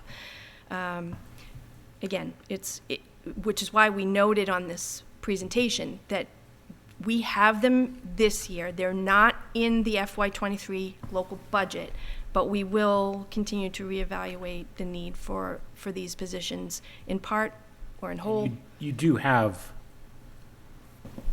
untapped funds in ESSER where if worse comes to worse, you could move some of that unexpended grant So the way money we looked at the ESSER monies was that we had an allocation that could be expended over a longer period of time, and we actually budgeted out how we plan to spend that money over that period of time. If we had a real emergency situation, we may need to shift our thinking and pull some of the further out monies for ESSER to cover an emergency situation. Now, of course, the further out we get towards that end date, Less flexibility, yeah, that right. flexibility is probably not going to be very helpful. Yep. Okay. Okay, So there's a note back on the new budgeted for the teacher, the kindergarten para and the teacher, and it says if these are not needed, we'll seek additional clinical worker or adjustment counselor. Yep. But they're not on the unfunded services and support staff list, so. Correct. How do I reconcile that? Because I don't believe we actually had a 5th social worker in the year 1 of the 5-year staffing plan. But as this year has gone on, so this is what I'm talking about. For us, it's in real time. We're constantly evaluating the situation, looking at data. Our behavioral health staff made a presentation to the school committee on February 16th. And based on the data and their anecdotal reporting, we thought it would be prudent that if we don't have to have that 7th kindergarten classroom, that we're probably looking to bring on some additional social work support. I think that you can't really always predict the caseload at each building, because kids come through this referral process throughout the year. And to have some flex capacity to send additional staff to provide those group counseling or one-on-one counseling, or even that connection to wraparound services for families, it would take some of the limitation off of the current staff. So in other words, they could probably expand and open up some additional services for families and for additional students with that additional staff member. Okay, but if you were writing the 5-year plan right now, you would have included those. Perhaps, yeah, based on the data that we got by mid-year this year, yeah. Okay. But we had already developed the 5-year staffing plan in November and settled on it by December. Okay.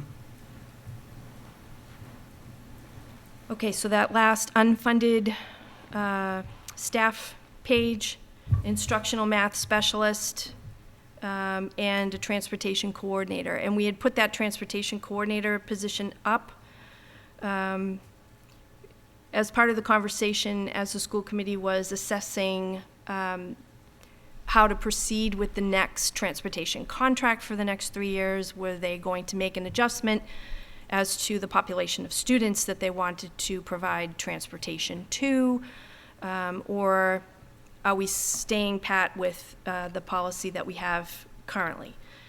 There's an awful lot of communication that happens daily between parents, the school department, and the bus company. Currently, it's my executive assistant who's handling all that. Prior to these 2 COVID years, this year and last, all of that communication was funneled through each individual school. You can imagine that the nightmare that started to unfold for the bus company with all these changes in COVID, and I'm out, and I need bus, and yeah. So we streamlined everything and coordinated everything through my office. But currently, it's my admin assistant who's really taken on this part-time job of. It's like the trash coordinator that Heather deals with. That too. Yeah. Maybe we can combine roles. The complaint department. Complaint department. But for now, we're going to cross fingers that we're not going to have as much challenge. Obviously, under COVID conditions, we had to have seating assignments on the bus, limitation on the number of kiddos sitting on a seat, so on and so forth. So we're hoping that some of that will alleviate itself. And this instructional math specialist position, really important. This is a leader in content, but also someone who can coach teachers in quality math instruction and how to provide intervention services within the context of the classroom. In other words, meeting the needs of groups of kiddos that need a little bit extra in the classroom. So that was on like last year's, Yes, it was. and then it was off last year's. It wasn't hired. So we And now it's a potential it's back. ESSER 3 So- grant. So we're the master of the patchwork quilt, I will just say. Last year, we had this position identified to be funded through ESSER monies. We posted for the position and didn't get a quality candidate. I am not interested in hiring a position for the sake of hiring a position if it doesn't bring some benefit. So we were able to convince one of our really strong math teachers who did step up to become the K-8 math coordinator. That's a stipended function, a leadership and curriculum role. We alleviated one class period to free her up to do some work with teachers. And, she's indicated that she kind of likes this work, and we're really hoping that when we post this position for next year, that she'll consider applying to make this move away from a classroom teaching position into this type of teaching position. And then, of course, we'd be posting potentially to backfill a math. To wrap it to the beginning, the idea would be this would turn some of those yellow blocks in the early slides to green. Yes, that's the goal. That's the goal. So this may be a hard position to fill, right, in a competitive environment. Is there any other out-of-the-box thinking, like aligning with Fitchburg State or WPI or So something like that? we do that all the time too. So Yeah. we actually reached out to Fitchburg State to see if they would consider including working as a staffer on extended day, on our extended day program, as a work study assignment. So in other words, kids who qualify for that financial aid in the form of work study, and they expressed interest in that. So Okay. that would be a way that we're helping our staffing challenges in that program. Okay. We have been doing a lot of outreach to take in interns in the social work field. Again, more hands-on in our schools. So we are doing a lot of that sort of creative thinking. Okay, no, great. Yeah. Does Fitchburg offer any sort of a continuing education option for teachers? So once upon a time, if you, as a teacher, accepted a student teacher, they did award you a free grad course that you could take. I'm not sure that they're still awarding those anymore. So it becomes a bit of a challenge because it is an added bit of responsibility for a teacher. They're not relieved of any of their teaching responsibilities to do that. But I can tell you that it is, it's an experience that is very rewarding for those teachers that have some expertise to share in guiding new members into the field. So even without the course, we still have teachers that are willing to do that work. But yeah, I think they've sort of moved away from those enticing opportunities at the college. But I will say that we have our own grad course opportunities in district. We have a few teachers on staff who are instructors with Fitchburg State or with Worcester State, and they develop syllabi, submit it to the college. If it's approved by the college, they are able to teach grad courses for grad credit to our teachers on campus. So we're doing that already in district. Is that another way that could possibly be looked at for a math specialist in this regard? Or is it too far separate from K-5? I think that what we need K-5, honestly, is somebody who really understands math. And oftentimes, education prep programs for teachers at the elementary level, things have changed. So if you're coming out of a prep program in education at the elementary level right now, it's a different ballgame. Teachers who came out 15 plus years ago would have had a very different level of prep to be able to teach math. So oftentimes they are teachers who don't, really have a deep understanding of math. But it's really necessary now if you're going to develop conceptual understanding and number sense for our littlest learners. So having somebody who is certified in math, and there is a certification in math for elementary 1 through 6. You won't find too many elementary teachers that have that certification. Okay. So looking to middle school teachers who have that understanding of math, it has worked for us this year. Do we have any incentives to have that certification? An elementary school teacher gets a $10,000 annual. We don't have that incentive, no. However, when we post for elementary positions, and quite frankly, even other positions, oftentimes when we post, we'll put that it's preferred that there be additional license areas. So as an example, you might be looking to fill a second grade classroom, but it's preferred if you also have a special ed license, or you also have an ESL, English as a Second Language license. Yep. Certainly for math or science, because there are certs at that level. We absolutely can, when we post these positions, seek those additional license areas and encourage that.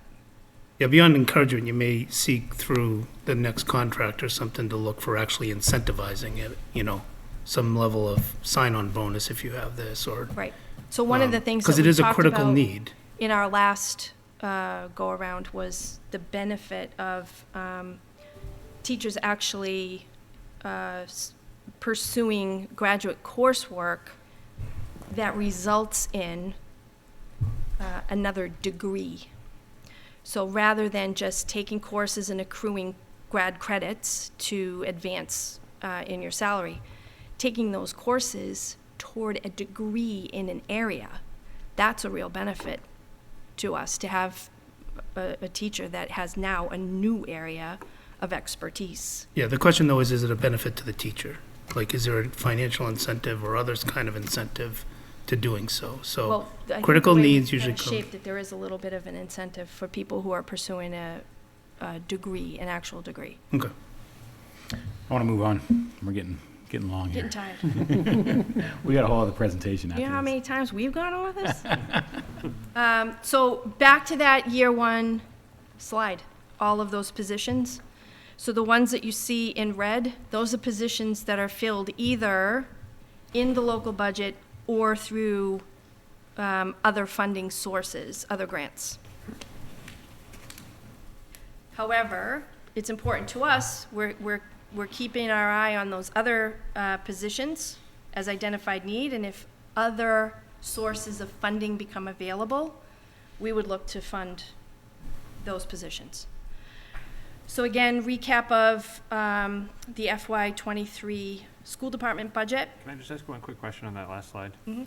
Just on the, I just took a look, I noticed that there aren't any teachers for the middle school, but the middle school has the highest student-to-teacher ratio.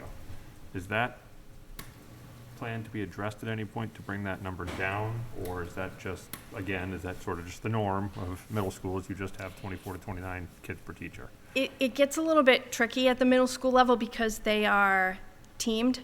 Okay. So it's not as easy with a bubble class to just move a teacher. When they're teamed like that, you're talking about adding staff to a team or potentially having to, create a team. So oftentimes we're not really looking at that. It becomes a bigger overhaul, if you will, to the way the school functions overall. However, if we saw a trend come in that way, and it was a multi-year trend, we would absolutely have to rethink in advance of that wave coming into the middle school. That sort of gets to my next question, which is the bubble year is going to hit it's in third grade now? They're moving to fourth. Right, they're going to be in middle school Yep. soon enough. So what happens when that bubble group gets to middle school? Does it jump up to 32? We actually have tracked that through multiple years of the 5-year staffing plan, advancing that class. Okay.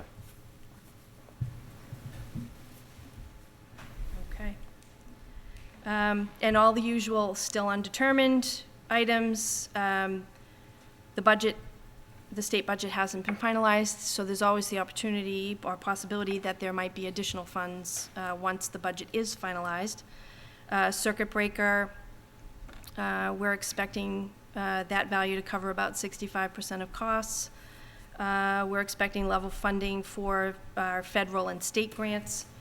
And again, COVID grants, who knows what additional might be coming. And we are currently negotiating with the Secretary's unit for their next contract, and there are a couple of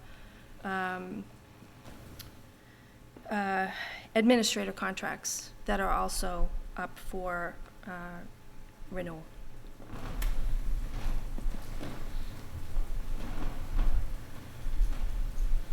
That's it.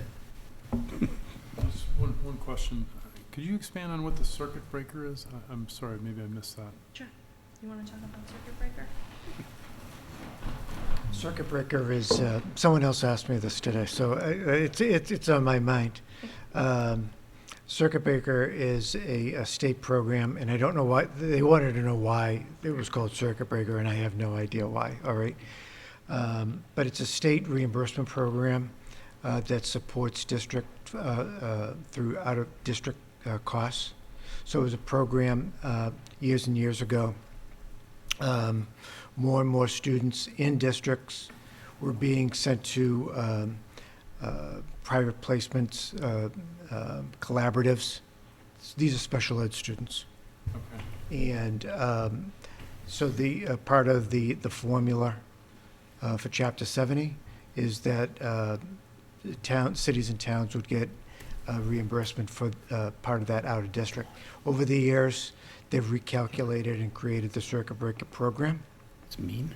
And right now, we're getting about 65% back from our total expenses on out-of-district placements. There you go. So, and then there's a new model that they're looking to apply, which is reimburse districts for some of our transportation to those out-of-district placements. And that is still being calculated. So don't know what that is right now. I don't think we know what it is because they haven't set the budget yet. So it's as soon as the budget is set, then that percentage will be determined. They always say they want to budget it at 100%. It's probably not going to be at 100%. Thank you. I just have one question. Last night was a busy night in Lunenburg. I was unable to watch the school committee meeting, and your meeting, the recording ended when you went into executive session. Yes, it did. Thank She you very acknowledged much it for last pointing night. that out, Mr. Beardmore. So I don't know if the school committee voted to approve your budget. That was gonna be They on did. my committee report. They did. Okay, good. Unanimously. Excellent. I'm glad to hear that. Any further questions? I just have one. Last night you had said on the Chapter 70 funding, you were sort of hopeful that there was actually going to be higher when they did the cost of living adjustment. Are you still hopeful that that could actually go up even more than we already see it, or is that just kind of wishful thinking? It's still being considered. My contacts down at DESE feels that there's going to be some pressure to increase the cost of living percentage, and it's with the Student Opportunity Act, there's a cap of a cost of living adjustment to that student cost per student. To keep constant with our current cost of living increase, they're pushing the legislation to extend that to the current cost of living increase. So we could get an increase. Okay. That'd be great. Don't know what that value is yet, but it's still a possibility. There's That's more great. money coming. One other final comment. Again, thank you very much. That was a thorough, very good presentation. I think we all learned a lot. One of the things that we tried to do when Dave and I first came on the Finance Committee a few years ago is to institute some sort of discipline in terms of making sure that when a budget presentation was brought to the Finance Committee, it was the budget, and it wasn't subject to additional changes or ideas or approvals that people weren't barred in on. And over the last 3 years, we've managed to coordinate things such that the school committee would do their hearing and vote to approve a budget, and so you could bring a budget to the Finance Committee that already had the endorsement of the school committee. Third year in a row, we've managed to pull that off, so thank you very much for your cooperation, and Mrs. Archambault for making that happen, and thank you very much. Appreciate it. Thank you. Night. Great to be here.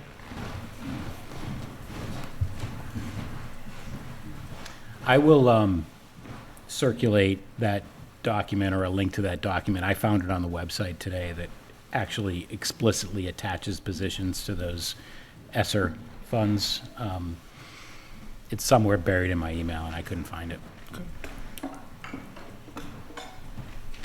Good evening, Madam Town Manager. Hello. How have you been the last couple hours? Sitting in a corner.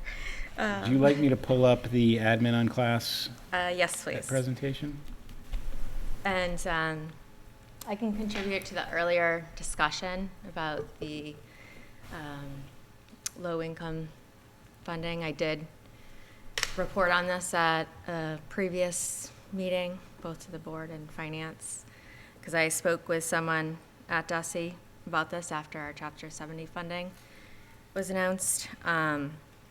Because of the Student Opportunity Act, the federal poverty level was raised from 133% of the poverty level to 185%. So obviously that increases the amount of families that are eligible under that category. They also said that Mass Health program, some people were allowed to stay on Mass Health due to the pandemic, where previously they had to get off by a certain point, so that would also affect the eligible families as well. So that won't happen again at this point unless they change Well, something but down the road. The good news but is that we was an got that abnormality. bump, and even if some of those numbers were to fall back, we'd be put back into that hold harmless clause, and we might not. It's very unlikely we'll see that level of increase ever again, but we can at least count on at least that amount of money. Yes, that's in our new base, basically. Okay, let me share my screen here.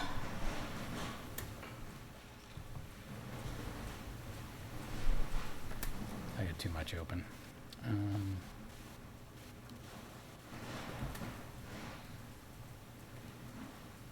All right. I don't know how to go full screen, so we're gonna have to live with this from a PDF. We're all set? Yep. Okay. So the presentation tonight is on general government. I'm going to just touch a slide on health and sanitation. Board of Health is coming in on another night to discuss that. The veterans, because that's not broached on any budget presentation. Unclassified debt, and in a separate presentation, I'll cover the updates to capital.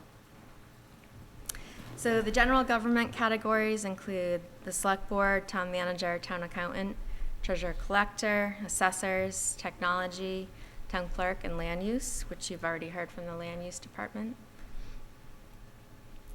To highlight some of the changes in the fiscal 23 budget, besides reflecting contractual increases in level funding categories, the exceptions are in the tax collector's budget. There's 4 additional hours for the assistant tax collector. In the town clerk budget, the above target request for an increase in contracted services is reflected in the IT budget. The budget also reflects an increase in the registration and census salaries to bring those up to state minimum wage rates. And it includes an increase in the registration and census contracted services and postage lines. For land use, as you've already heard, it includes funding for 10 hours of a part-time clerical assistance position for the conservation. And it covers the cost for a alternate building commissioner, a $5,000 increase. So I'm going to start the technology presentation, and then I'm going to introduce our IT consultants, who they'll go over some initiatives that were took place or are underway in fiscal 22, and we'll continue on the discussion for fiscal 23, what's included in the budget. So we outsourced the IT director position And those are getting services through Suzer IT. And with us tonight are Adam Suzer, the owner of Suzer IT, and Casey Chisholm. She is our IT director, outsource IT director. So Adam, Welcome. Casey, would you like to come on up?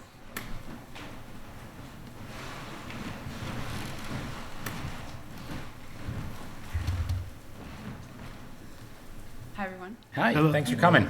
As Heather mentioned, I'm Casey. I'm just going to talk on a few points and initiatives here. Tonight, the first one being the move to Zendesk. That's the help desk platform that's part of the Suzer IT solution. So it was moving away from the existing help desk platform that the town employees would reach out to help IT support for. And it's more of a holistic solution now, increasing the ways that town employees can reach out to help, including text, email, call, a virtual office that always has a live person in it. It's also going to help us with metrics and reporting so we can start making some data-driven decisions moving forward. The next piece on here is the email cloud hosting. So the current email system is being moved to Office 365. Along with that, all of the data is being moved off of physical servers in the building onto the cloud hosted solution within Office 365, which is going to improve security, backup measures, and ensure that all accounts have multi-factor authentication on them as well. This initiative was funded through the Maya grant for FY22, and it's still underway.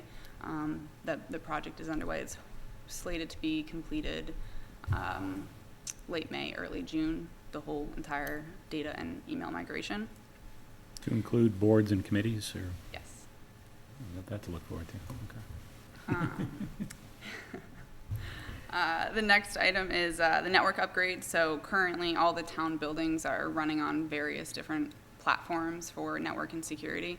So this is this investment is going to create a ubiquitous system throughout the whole entire town, which will allow for better security, uptime, and monitoring for the system in general. It's also going to improve the wireless network in the town buildings for town employees as well as residents coming into the towns.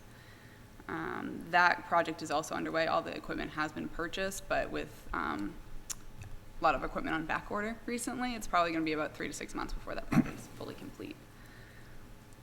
How does this tie in with the school IT department in terms of is there going to be any sort of overlap? Yeah, so we're also, we are filling the position of the director of IT. I'm filling that position for the school department as well. So like, for example, the Zendesk, the help desk platform is also being shifted over there. Their network equipment is going to be the same network equipment that's going to the town side. So that's going to create, again, a whole ubiquitous system throughout the whole entire town and school networks. Okay. They're going to 365 as well? They're Google, so they're going to move Right. from the current. Okay. So they already have Google, they're half there, so we're just going to kind of complete that transition and move them fully over to the Google workspace Okay. for email. So they're going to go lunenburgschools.net domain And the town's going to go lunenburgma.gov. okay. So as you're receiving equipment, are you installing it, or what's happening there? Yeah, so the equipment is coming as it's available instead of one large order. As we receive equipment, I mean, we're hoping to get the firewall first so we can start from the ground up there. But as we get the equipment as necessary, we will be instituting it as available. Yes. Is there, I don't know if this is you or someone else, but training associated with the move to Office 365? Yes. We'll be doing the training for that for all town employees that are transitioned. So the training's going to be done in a few phases before the migration happens, so everyone can get into their accounts and be familiar and get their two-factor set up. We'll complete the migration, do a training on the email side of things, do the document migration, and doing training on the document side of things, so OneDrive, SharePoint, all of that. Okay, so, and again, each board will have access to, town-run OneDrives, because right now, like, it's my OneDrive that this board uses. Yes, and that was something that we had discussed, but the boards will be receiving access to the OneDrive for the town Oh. through lunenburgma.gov. Okay, and how about like things like workflows for like minutes, so that when we approve minutes, they'll automatically go into town clerk and stuff like that, or? Yeah, we can create spaces all within SharePoint that we can store minutes, and that can be shared between departments. It allows for really easy collaboration between departments and boards. Okay, I great. think we need to be, let's get the email done. But I think we need to be we absolutely need to solve for this problem, because we've been talking about it for 2 years. We have a serious document management problem, and if somebody really wanted to hold our feet to the fire on some stuff, we could have a problem. But we want to do it right. Like, and ideally, we want to do it uniformly. Well, I actually think the document problem is bigger than the email problem, because every document we flash up on the screen is public You're record. right. So, I'm in complete agreement with you, but we got to get our accounts, we got to get our email running, and then we got to solve the document problem. I mean, because you can't do it in reverse. It just doesn't work. I would say the move to the email is generally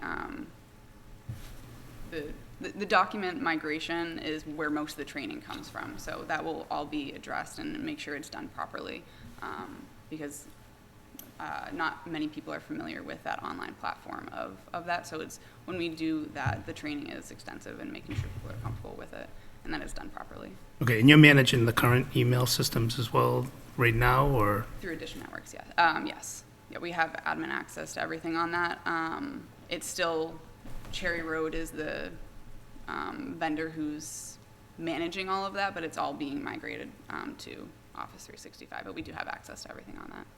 Okay. And then is it obvious how you get to Zendesk?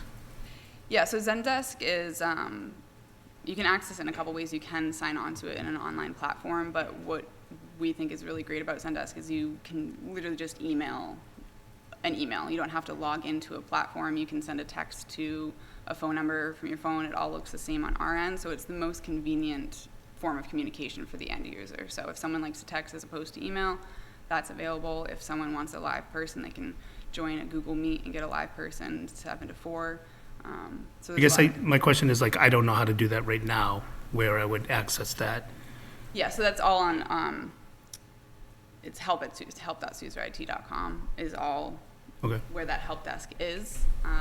But again, when we send that communication out to Okay. town employees and whatnot, it's generally like we give out the various ways that you can communicate with the help desk. Mainly, most people choose just emailing because they can stay within their normal form of communication.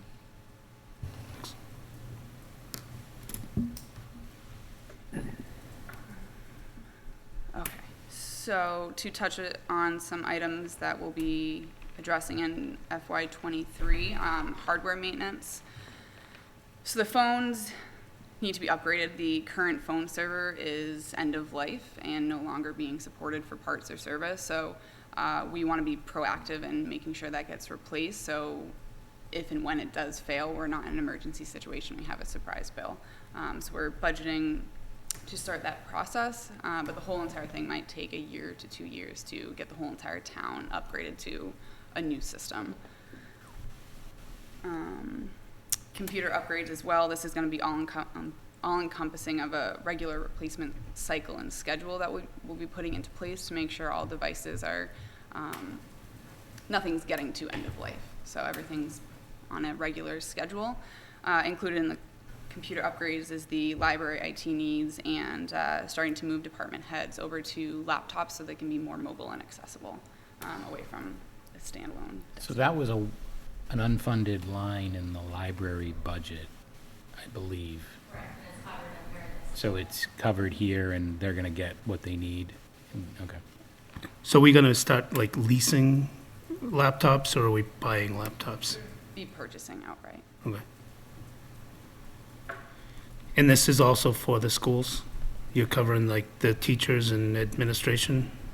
So that would be for the separate budget. No, I understand that. But yes, they get a similar, they'll get a similar replacement cycle for teachers, laptops, admin laptops, student Chromebooks. This is also including network equipment, servers, and whatnot. So that whole replacement cycle would include the whole spectrum of devices for town side and school. And are you going to use the same phone system for the town as the schools, or is that a? That's the goal, yes, is to get them all in one phone system. So it's, again, a holistic solution, regardless of equipment. Yep. Yep. And then are we sticking with Zoom, or are we moving to Teams if we continue in this kind of environment? Zoom is going to be, I think, the better solution. I agree. Right now, I don't Okay. think Teams is quite where it needs to be to move off of Zoom for Excellent. how much we use it, yeah. Isn't Teams free? Team, depending on the subscription the town purchases, it can be free, but it's all part of the subscription, so we're still paying for it with the Office 365 licensing. However, it's not the best solution in terms of video conferencing. It works for What? meetings, but it's for public meetings, we need Zoom. We got to have Zoom. Yeah. I use both every day. And Me too. They're different.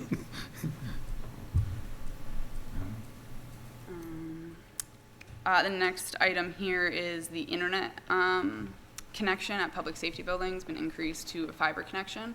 So that increases speeds, but it's also going to mean that the account has been upgraded from a Comcast business account to a Comcast Enterprise, which is more suitable for public safety. Comcast Business has a resolution time of 2 to 3 days, and Comcast Enterprise has a resolution time of 4 hours. So that's, again, much more appropriate for a public safety building to make sure that they're up and running. Software maintenance, this is mainly the contractual increases for the existing software that the town currently has, along with some funding to address some town clerk adjustments and improvements for their current pet licensing software.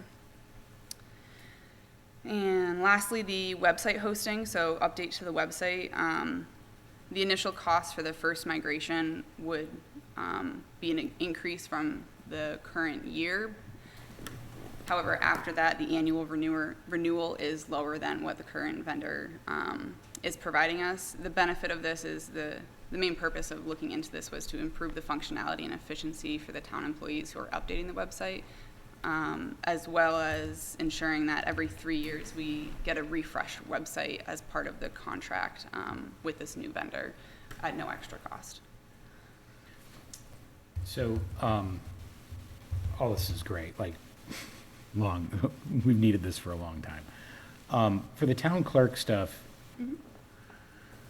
we outsource, like, for example, online payments of taxes and that kind of thing to a third party. It can be very difficult to navigate to it, figure out how to do it. Is there any thought in terms of making this more consumer friendly?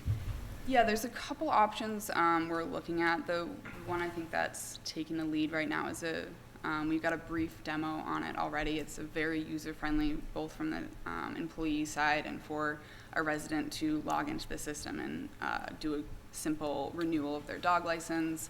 From the demo that I received on it, we're going to do a longer demo of this software, so we'll have a better idea after that. But it's definitely more user-friendly than I think what we currently have, especially for residents, as it would give the residents a more accessible platform, whereas right now they don't have anything to go online and renew a dog license. But would it be the same platform, for example, paying excise taxes, renewing a dog license, as, requesting a vital document? It's a different platform than what is, I think OpenGov is where most of the online permitting and online services are, that's being utilized right now. It's a different platform than OpenGov, the one that we're looking at and getting demos for. So, but it's a similar idea, just a different platform, different person, a vendor. And for the website, who is going to be the architect of the website and set up policies and procedures for the website? Yep. So the initial migration of that would be, the majority of it would be taken care of during that initial migration, and that the vendor would take care of building that all out, and they would work with us to make sure it meets the standards and the policies that we want to be on the website. And then moving forward to maintain it, I think Heather has some thoughts to talk on that, on the next Okay. slide. All right, getting ahead. Good segue. All right, and then that's all for me, unless there's any other questions. Heather's gonna take over the last two items in the IT budget. Are you going to be remote accessing people's computer for help desk? We do have that option, yes. If someone calls and they need help and we're not physically in the building, we can remote into someone's computer to access and assist as needed. Is that going to be the preferred method? Sorry? Is that going to be the preferred method?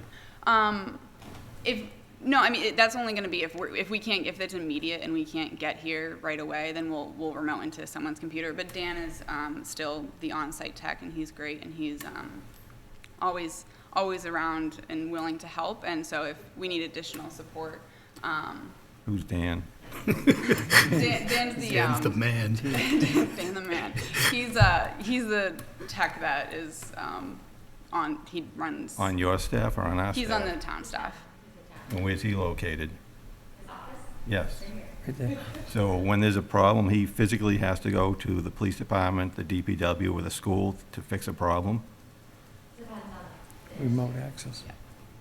Why are we not doing remote access? I work for a large municipality, and we have remote access, and it's the greatest thing.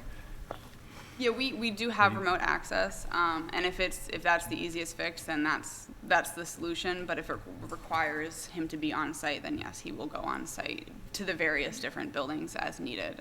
If it requires. Yeah, but more most hands-on. issues are minor. Most of the time when I call, they call you right back, and they do it remotely. Yep. And we got a guy running all over town to do that.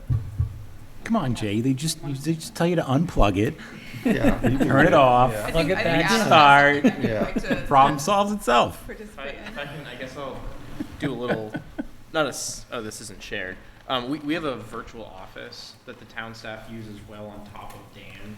So that's part of, I guess, the benefit of working with us, is we have additional staff that are able to help Dan. So if Dan's working on a complex issue at the police department, town employees, which they use it, with 3 clicks, they get a live person over video who does that remote support. So there's no like calling, waiting for a call back. They click 3 times, and they get a live person who can remote right into their computer.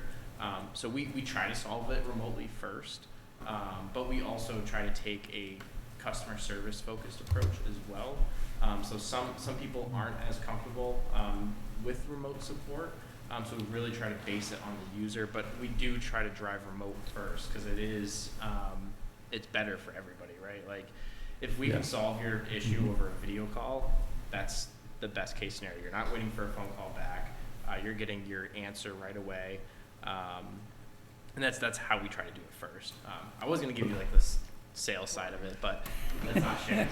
But it's literally 3 clicks right from our website, and they get a live person. It's Mackenzie almost every time, and she's able to help them with all those small questions or small issues that they run into.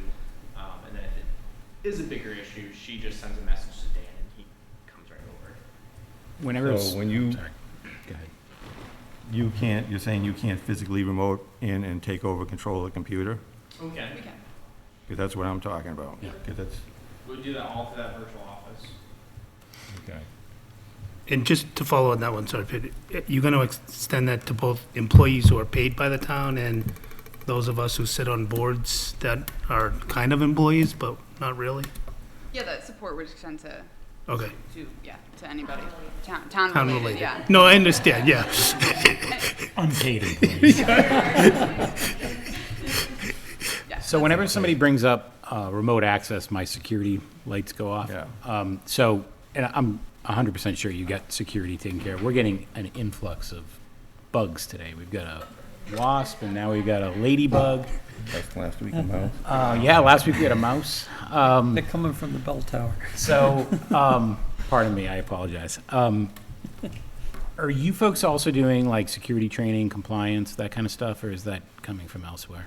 Yeah, we do an annual security training, and that's typically, we like to require it for at least department heads, but we encourage the whole, all town employees to participate in that. They should.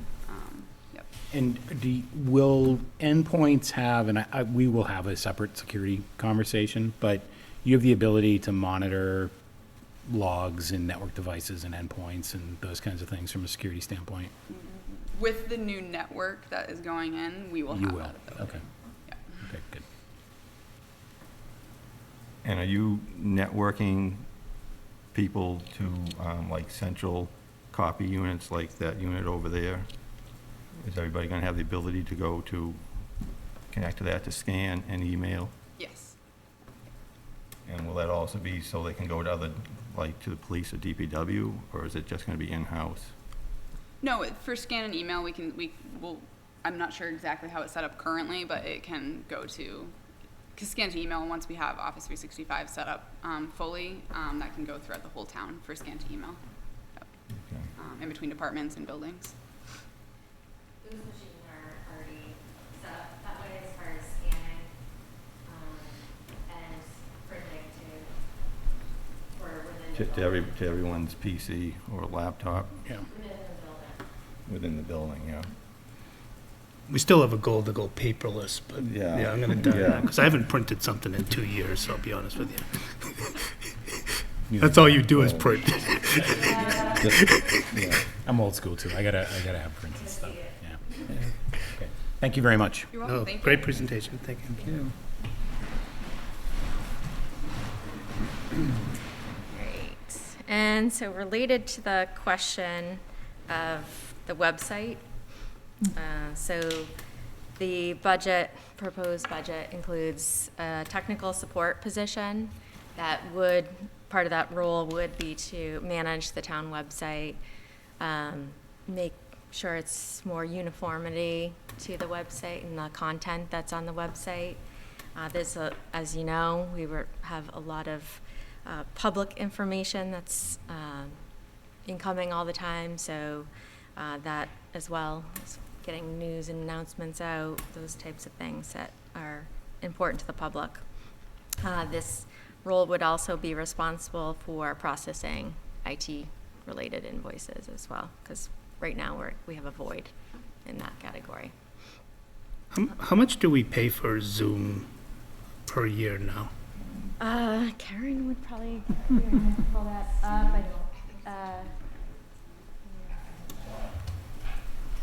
It's been mostly covered under COVID funding. But if we continue in this form, which I Right, it would think have a to lot of be- people like, we may have to, Yeah, I believe it's 2,500 a year.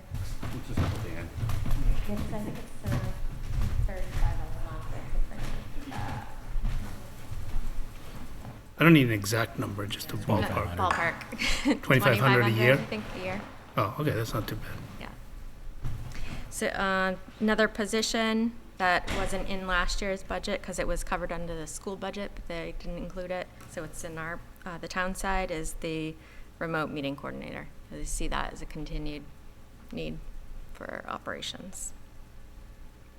Is that just an as-needed position, or is that 5 hours a week or something like that? It's as needed. So it's pretty much like a stipended position, covers logging in, transferring host over to scheduling all the meetings. She's great. Which, Yeah. yep, A lifesaver. Yep. It's definitely, it can be a juggling act with scheduling all those meetings. I did it for quite some Sure, time. every chairman would agree with Yeah, that. Yeah, glad it's- someone was able to take over that role. So I've got a question on the overall tech budget. And I'm looking at the detailed line item budget you provided a little while ago. So it looks like the total technology budget's up about 4.7%, and that position, I think, is, I don't know, I just rough calculation, like 7% of the budget, so otherwise it would be down. And it's the hardware maintenance cost comes down quite a bit. which I think more than makes up for that position. What's happening there? So those are in the line item detail. Those are actuals from fiscal '22. So we adjusted the budget at the special town meeting for the network equipment that Casey and Adam spoke to. So it's showing as a reduction, but that's a one-time expense, so Okay. that's where you see that fluctuation. Okay, and then SUSR IT, are they in this technology budget, or are they? They're the contracted services line. Contracted services, Mhm. okay, got it. Okay, thank you. Welcome. I think we've made Sorry? excellent strides in the last year Yes. in IT. So, thank you very much. Yeah, no, great job. It's a lot of, they're big projects, and but we're very glad to have them on board.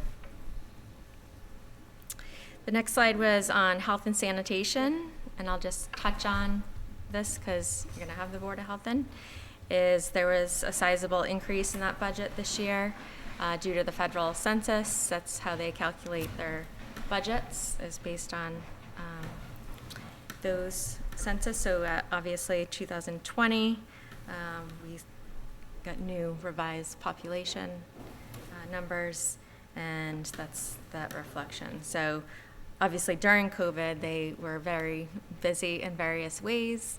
So I'm very thankful for all those services that the provided. I'm sure Jim Gareffi, who you'll hear from, is glad that this is kind of slowing down. Been a busy man. Yes. So for Neshoba Health and Neshoba Nursing, are these numbers, are we paying a proportional amount of their total budget in the census changes were affected accordingly, or are these like mandated numbers where you just pay a certain amount based on population? That was based on population. I'd have to go back to the notes. Okay, well, we can ask when we forward get that them in. total budget to you. They're the back end of it. Okay. I'm just curious how Wow. we get to a 20, Maybe you know, Evan knows. I'm the looking at answer. it right now. Yeah. yeah. Back to- Because our population didn't increase by 22%. So, you know, somewhere No, along the and that's a- line, That is a conversation I had with Jim Gareffi after we got that increase, was can we revisit that formula to say it's based on, you know, the town census each year as of a certain date that all towns abide by. That's reported from the town clerk to Neshoba. So we get smaller incremental increases instead of a 22% increase. It's not a large budget. We're getting a lot for services. Yeah. But it still could be incrementally over time versus. no, I mean, there's no question we're getting our money's worth. It's Mm-hmm. just, you know, how do we come to these numbers? So, So the Veterans Administration and Benefits, we have a new veterans agent this year. I don't know if anyone's met David Lazan, but he's at the Ritter Building. That's where his office is located. And he's been going to, when he's able to, the veterans breakfasts that are held at the senior center, as well as he's putting together a veterans informational expo that will be held at the senior center as well. We currently have about 10, average 10 veterans, families, or widows a month, all in different categories. And so the funding for, besides the veterans agent wages, all other categories are staying the same. We historically have been under budget for the veterans, but I would hesitate to reduce that. I think I hope to build on and through outreach and efforts gain more veterans in the system, because I think 10 is a low number for a size the size of I Lunenburg. wholeheartedly agree. So just for the benefit of our viewers at home, if a veteran or a widow or a family of a veteran needs service, they can just call his office and set Yes. up a meeting? Yes. Yes. Yep. and I would encourage people to do so, Do we just to see what they're eligible for. do we publicize that in any way? Like, This should be on the website, but I'd have to check. And it is, I think, the Council on Aging Director includes it in her monthly Okay. newsletter that goes out. Yeah, it is in there pretty regularly. Do you guys get those newsletters from the COA? yeah. They shouldn't send it to me. I though. keep telling myself it's because I'm on the finance committee, not because I'm of a certain age. I don't know. She leaves them around the different town buildings too, a lot of the time. So yeah, if you see it, it's colorful, you know, grab one. She I don't know why always the has teen- ones handy. Why doesn't the teen center send me something? They have great programming over that Council on Aging. I want to become a senior citizen just for all the programming they have there. So one of the other highlights in the veterans budget was to address the wages to state minimum wage. So this was another category that was underfunded. So that adds $5,000 to that line item. Next category was unclassified health insurance. Our health insurance renewal, as you've heard, we started at 6% with a preliminary budget reduced to 5.56% for the active employees, maintaining the 5% rate increase for retirees. This equated to an increase of $43,467 for town active health insurance costs over the previous year, $19,738 for town retiree health insurance costs, and $57,496 for school retiree health insurance costs over the previous fiscal year. And I've highlighted this before, just the percentage differences. 34% of our health insurance budget is for active town employees, 17% for town retiree insurance, and 49% is for retiree health insurance for school employees. Other expenses under unclassified are our workers' comp and liability insurances, which are estimated at 5%. Heather, just for clarity on the school retiree health insurance, just so people understand where the money sits Yes. on each budget. So the school department budget that we just heard, they carry the active health insurance. Yes. And then when somebody retires, they go on to the town. It's just separated budget-wise it's been historically always under the town side. Okay. But I do like to delineate, Yeah, where no, I those agree. I costs totally are. agree, yeah. But just so people understand that there's Yes. $57,500 that, we're paying additional health Yes. insurance, That's, I don't even, the total number is buried in the spreadsheet, but it's a big number. It is. And Karen can speak to, if there's ever questions about, we have to report all those other expenses outside the school's regular operating budget that are attributed to the school. That's reported Right. to DESI. And so if you guys recall, when we got the Chapter 70 presentation back in the fall, the school department budget, is $20-odd million, but what DESI showed was about 30. And it was largely due to these additional carrying costs, admin support from the town, they basically fully burden the school department budget when they're calculating those per student Similar numbers to that go in. what you do for an enterprise account. Exactly, Yeah. yep. So workers' comp and liability are under unclassified, so as well as police and fire injured on duty. That line item is level funded. Medicare costs are estimated at a 6.6% increase, which is a $19,925 increase. The assessment for our Montechusett Planning, not Monty-Tech, Montechusett Planning is our regional planning agency, is a $450 increase. Be nice if Monty-Tech number was that. Take that. Sold. The band concerts, that was requested to be increased by the people that put on the band concerts due to rising, it hasn't been increased for a number of years, so based on actual expenses to run the band concerts, so an additional $1,800 to that line item.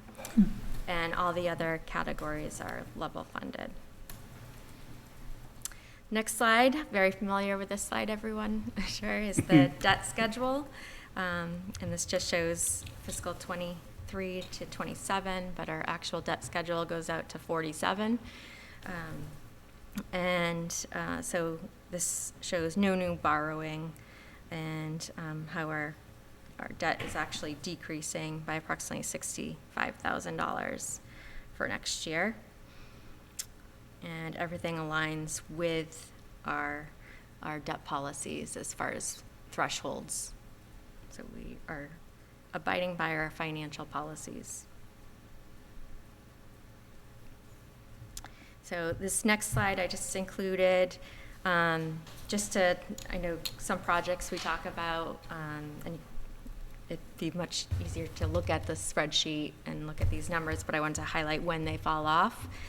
The public safety building and the primary school, which are excludable debt, they retire in fiscal 23. So that will be, and when I say retired, they'll be paid in that year. That'll be the last year of principal interest payments.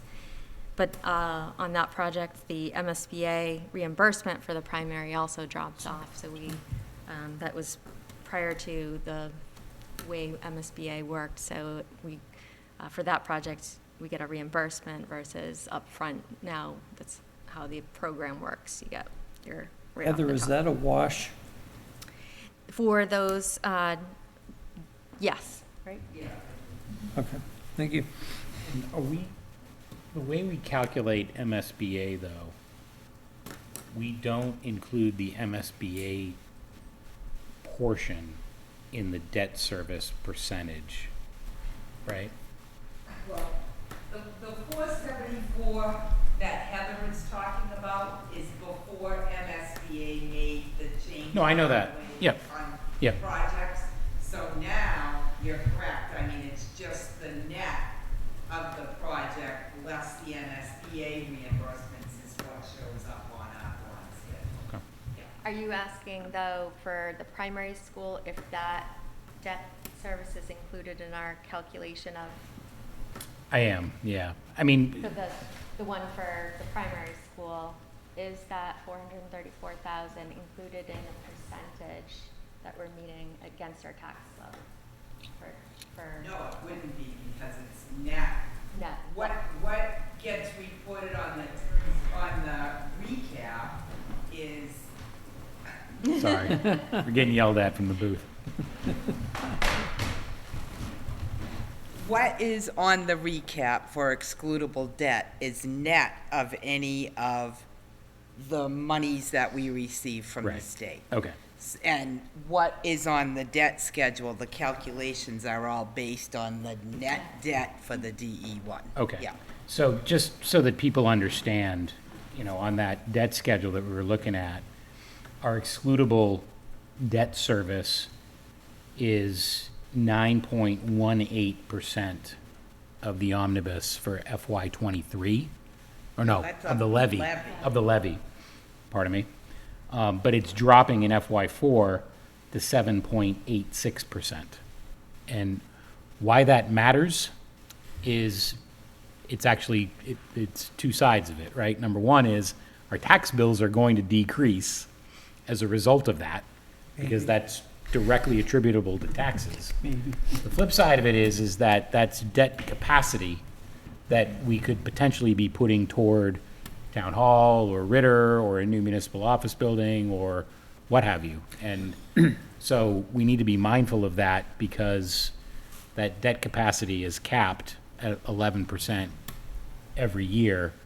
And so, we're gonna be biting off a really big bite when it comes to Turkey Hill, and we need to be thinking really carefully over the next few years about how we deal with municipal buildings because of that. So based on that, and the fact that we don't have any excludable debt in the pipeline right at the moment, there's going to be at least a 2 or 3 year hiatus where we are going to be looking at a very low percentage before any spending comes back Yeah. onto this. You're absolutely right. Yeah, Right. yeah. But, what I worry about is that we get, at the end of the decade, we get to a period where now all of a sudden we need to spend a whole bunch and we just don't have that debt capacity. Right. So, what I've been mindful about over the last several weeks is, okay, well, how can we begin to spread that? Can we do smaller projects like here or Ritter and begin to take on debt, before we do a massive $20 million borrow or something like that? So, anyway, not anything we'll solve tonight. Can you pay off debt early with bond being a, Yeah, only if the bond is callable. And so that would be something we would check with our financial advisor, because I think we did do that a while back, but the majority of the benefit of doing it at the time that we did it was related to sewer and water, because it was, most of it was related to the Meadowwoods project. So, And but how- we can do that, but there's only certain periods that it's allowed to happen, so we would have to check with our financial advisor. okay, and then what are you allowed to use to do that? Is it free cash? Is there any rules on what could be used to, Revenue sources. the revenue sources? Just refund it's like refinancing a loan is basically what you do. So typically at the time that you do that, you're not paying anything down, you're just restructuring the debt that you have. But your question is, like, if we had, let's say, $1 million in free cash extra to spend, could we put that free cash to debt reduction? Yeah. And we could definitely do that, but that would have to be something that we know about ahead of time, so that can be planned for at the time that we want to make those payments. Yeah, I mean, a lot of people are asking for their tax bills to go down, and this is certainly a way for tax bills to go down. So, Could we, are there any rules to could we put free cash to excluded debt? To pay off excluded debt, I think is what you're asking, right? Yeah, because that, No, I mean, you could appropriate free cash to pay off, No, but I mean, yeah. but you would have to find out what's eligible Right, to that's be what I- paid. right, but there's nothing legally preventing us from putting free cash, which Oh, came no. from the non-excluded pipeline No, into not at excluded all. debt. Free Okay. cash can be To appropriated anything, for any basically. Okay. lawful purpose, and that's certainly a lawful purpose. Okay. Yes. I mean, with inflation rates at where they are right now, and who knows if that's transitory or long-term, and, we may want to think about trying to get our tax rates down, because we are pricing people out of their homes. At the counter downstairs, I can hear people come in and say that all the time, so. But I don't think that, looking at paying down debt, all of this is very low-interest debt that we're carrying right now. The vehicle to do that, if we decided that we wanted to make a concerted effort to lower tax rates, would probably be through the levy, not through debt service. Because we're paying such low interest rates on the debt service. I mean, Well, the levy goes up 2.5% every year Yeah, regardless. but it doesn't have to. It doesn't have to. Yeah, that's what it's allowed to do, but you don't have to levy to your capacity. You don't have to tax to the levy, but it still goes up, right? yeah, so that capacity, You don't exists. lose the capacity, you lose the capacity for 1 year. But say if we had $100,000 that we could levy and we left it on the table, the following year, we can add the $100,000 And the plus next year. the Yeah. 2.5%. So the levy always goes up. Yeah, the yeah. calculation to determine what your maximum levy is goes up every year. right. Chris, your idea though, it would have to be done every year would be the issue in order to lower it, because if your excludable debt's $3 million a year, $2.5 million a year, you'd have to apply that $1 million in free cash each individual year to Well, lower. and the other complexity is not all the bonds are callable, so you'd have to try to figure out how you're gonna spread that out over out-year bonds. It could turn into, Yeah, we would I like- definitely. we need to hire another assistant for Karen to figure that out. Yeah, but a lot of these retire within the next few years too, so we're only looking at a 5-year projection here, but not a lot of it is in the out years. But I also don't think that there's a lot of our debt that's callable right now, because we went through that process a while back, and I don't think there's a lot that is. I mean, we can certainly check with the financial advisor, but I don't think that there was. Okay. In past years, if I'm not mistaken, this would be a while back, we had short-term debt that was rather on the high side, and that's where you could make some gains, because that's actually dollar for dollar affects your available revenue to put against the budget. Right. We did refund bonds. It was a long time ago. I think it was probably in 2012. But we saved a significant amount of money over the long term of what we would have paid versus what happened when we refunded those bonds. Right. But, and we haven't been, I mean, other than the exempt borrowing that we authorized for pavement management in the school project, we haven't done a lot of borrowing over the years, because we've been fortunate, at least over the recent past, because we've been fortunate enough to have enough free cash and levy capacity to fund what we've needed, so. Most of our debt is, well, with the exception of Meadowwoods, will retire relatively quickly, like 20, 30, well, in the newer stuff, pavement management, the latest pavement management will be paid off in 2035, so, And at really low interest rates. right, right. What's the reason Meadowwoods goes out to 2047 at $50,000 a year? Well, it was originally a project that was funded through USDA, and Meadowwoods actually wanted to do the project, but USDA wouldn't, they wanted to deal with the municipality, not Meadowwoods, and because of the size of the borrowing that was done, it was, I think it was a 30-year bond originally. Was it 30 or 40? I don't know if it was 40 or 30, but it probably was 40. So when we did the refunding on that bond, we just left the term the same, and it lowered the payments for the park, but it didn't decrease. shorten the term. Okay, thank you. And that's a wash too. We're That's a getting the wash, funds too, yeah. in from Meadowwoods Yeah. that pays for that. And that's separate from the property tax issue that we talked about Right. earlier. That's a Yes. separate fund, Yeah. revolving fund or something that Well, pays the that. water betterment portion of it is a general fund receipt, and the sewer is enterprise. Okay. I do think that's a good topic maybe for, I don't know, post-town meeting session where we get into some detail on what bonds are outstanding, callability, running some refunding scenarios. I mean, we could also spread the debt out in different ways and different ways to do that, but it might be interesting to have, I don't know, our financial advisor come in and give a session on that. But if you look at the debt schedule itself, there's not, General debt like, is really everything not that's much. listed on there is listed individually, but if you look at the date of issue, it's one bond.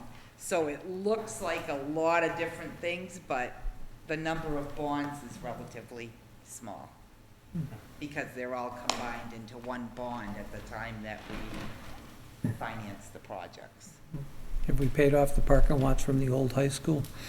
I don't know. I don't know. We probably owe like $550. Right, yeah. That and the heating system. Okay. Thank you very much, both of you. And I would just add to that, as far as the topic about tax bills and everything, that is a goal of the board, select board, and we're beginning discussions to look at that. So that, what we've discussed is a couple times, sometimes have filed special legislation to do a senior tax relief program. So that would play into the budget as well and give relief to seniors who would meet certain qualifications such as income levels, how, length of time that they've lived in town, and those types of things. So it's another avenue where I think if you were to pay off debt early, there's always the potential for taking on new debt to fill that void, and where a tax relief program is a more guaranteed relief to seniors directly. Any questions on this before I move to capital? Okay. That was the last slide that I had in that. Yes. Okay. Yep, and I sent a revised capital presentation though. All right, bear with me. I'm not gonna go through all the slides, I just wanna highlight the new information, so. That was a few Oh, days it's ago, wasn't it? 10 o'clock. It is? Yep. I got that open. I don't have it open, so bear with me for a second here. What's it under? I'll just start. Good. Meeting material? Yeah, meeting material. Oh, geez. Just at the bottom, because I put it in. 3:15 is when it was sent. Okay. It's the one on the bottom, right? This one? Yeah. I think, was the attachment. I uploaded it to the website Yeah. tonight while I was here, so it's on there if you want Oh, there to it pull it is. up We there. got it. Sorry, I didn't think we were doing that tonight, so I wasn't prepared. Okay. Ready? Yep. All right, I'm starting on slide 6, just to touch on the difference. So we started with 31 capital requests. One project was removed because we didn't have a cost estimate, and one has been pushed out to fiscal 24 for the Ritter hazardous materials abatement.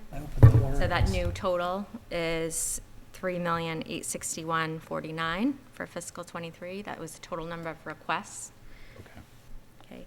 It slightly changed the capital projects by category, so just by a couple percentages, by removing the Ritter project and pushing it to 24, it just slightly changed those percentages. And if we look at the slide 21, I think. 21? Oh, sorry, not 21.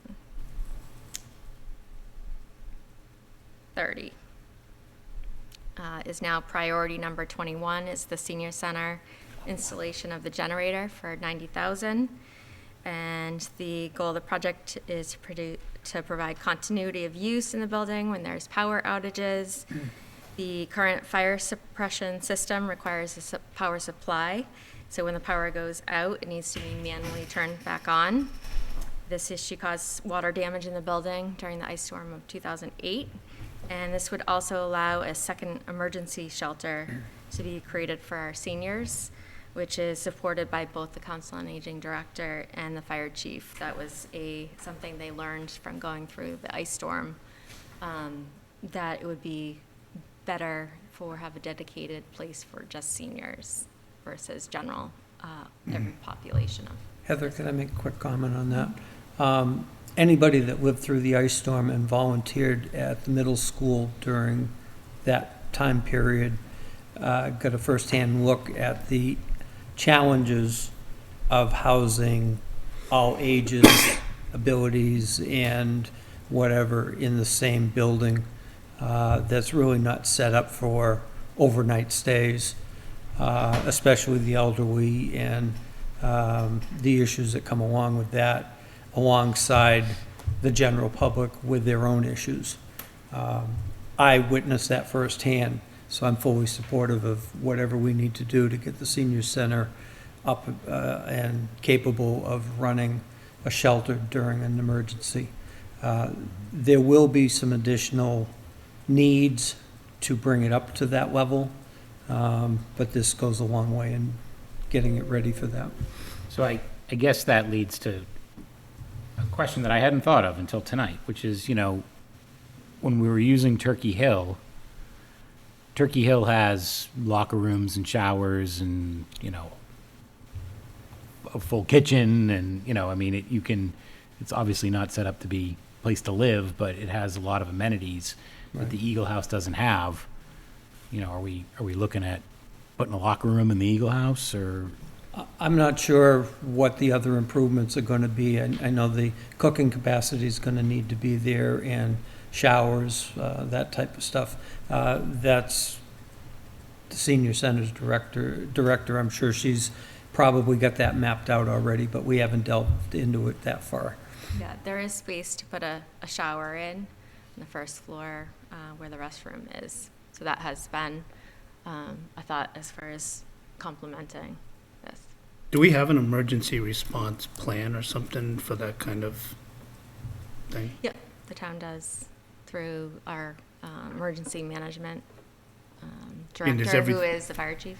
Yeah, and is everything that's necessary for that available and/or in a capital request? So actually, he is going through that process right now. We have the board needs to vote on it. It's an emergency comprehensive management plan, so it covers everything. That's a good question. I believe so, but I can confirm with the fire chief. Okay. Like we have cots or beds and all that kind of stuff, and That I would have to ask too. Luckily, it hasn't happened in my tenure here. I know when in my previous community, we had all those resources, they were provided.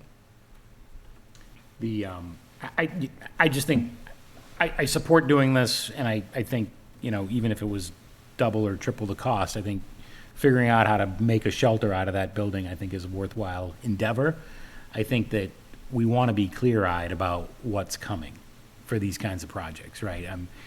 It's not the same, and I don't want to sound like I'm grinding an axe, but, all the cost savings that came from hybrid police vehicles, we're now buying a $70,000 truck to make up for the capacity that those hybrid police vehicles can't do.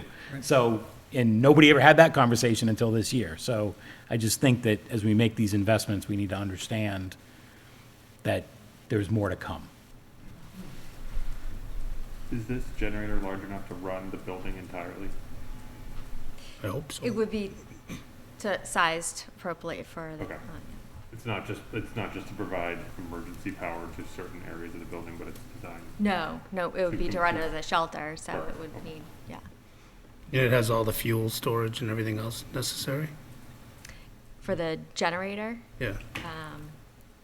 I would say yes. I would assume it's a package. I'm assuming it's a package generator. Yeah. I don't remember in the presentation. Yeah. Well, there's gonna be fuel, there's gonna be natural gas. Does that building run off of natural gas? There's natural gas in the center of town, isn't there? Well, that's good.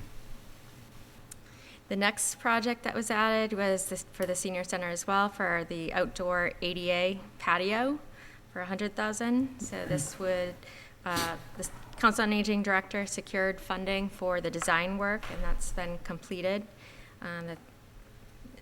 The plan is shown on the thing, so you might have to blow that up to see the full details of that.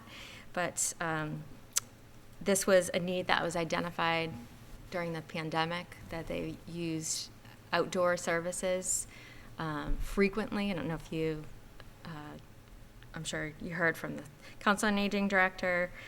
So their drive-through events, they did a lot of outdoor stuff, but they also rented a tent for outdoor events.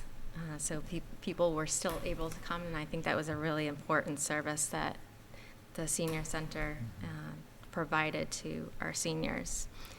So this is for the construction of a new multi-use patio and hardscaped area. It's completely ADA compliant in the rear of the Eagle House building. If you have not been back there, it's what's currently there is on a raised septic system that's been abandoned.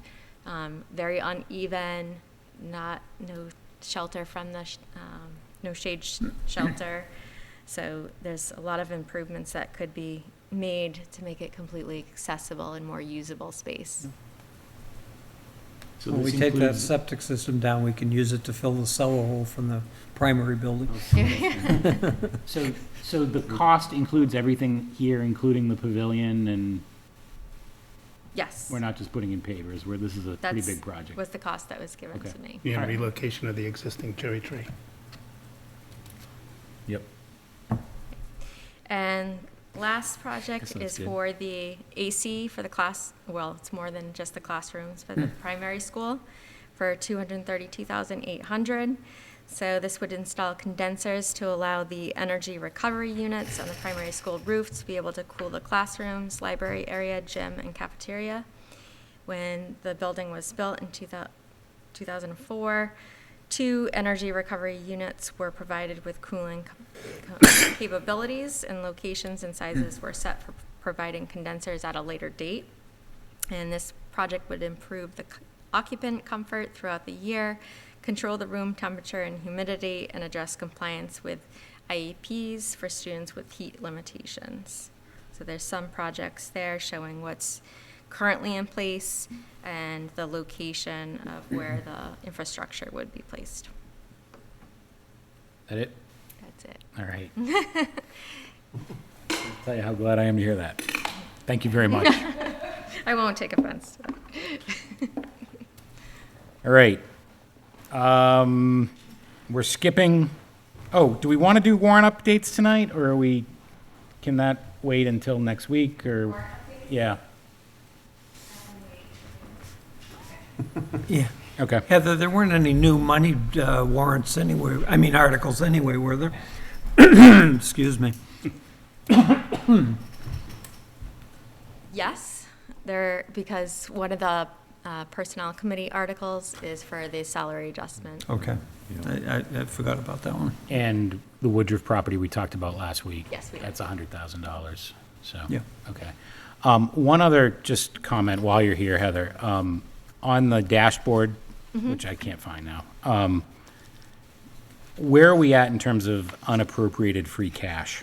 I saw we moved some free cash to deal with the capital plan, but it didn't give us the unappropriated free cash. 550,000, it wouldn't show up on the dashboard. It's only showing the use of free cash. Right. 550,000, I think, was the balance Okay. left right now. Okay. Good. Thank you. You're welcome. Warrant letter, we're pushing till next Wednesday. Minutes, there are minutes in the OneDrive from March 3rd and March 10th. Has anybody taken a look at those? Yep. Does anybody have any conversation or motions for that? Move to approve. Second. We have a motion from Mr. Waters, a second from Mr. Menard. Any discussion? All in favor? Aye. All not in favor? No, it is unanimous. Minutes from 3:3 and 3:10 are approved. Committee reports, if you're brief. Yeah, they will be brief. Parks Department met last evening. We had another go-around with the public and our architectural firm and the board on 2 updated scenarios for Marshall Park. The very constructive meeting. It's still a general plan, so it's not drilled down to the specifics of things that some of the people were asking about last night, but they understood that by the end of the meeting. March 29th, a Tuesday evening, will be our next meeting, and I believe we'll be drilled down to at least one draft proposal. And we'll be discussing also an issue that has ballooned a bit with the town beach even since last week. So I'm not ready to talk about that tonight, but after that meeting, there should be some more information available. Green Communities, we have not met, but as the town manager mentioned, the process with Unitil is creeping forward slowly. I was asked by the chair to reach out to an MAPC representative for some clarification on some of the information that we need for the grant application. I've been unable to speak with that person, excuse me, to this point after a number of emails and calls, but I'm still working on it. Karen Chapman from MRPC we had a great conversation today.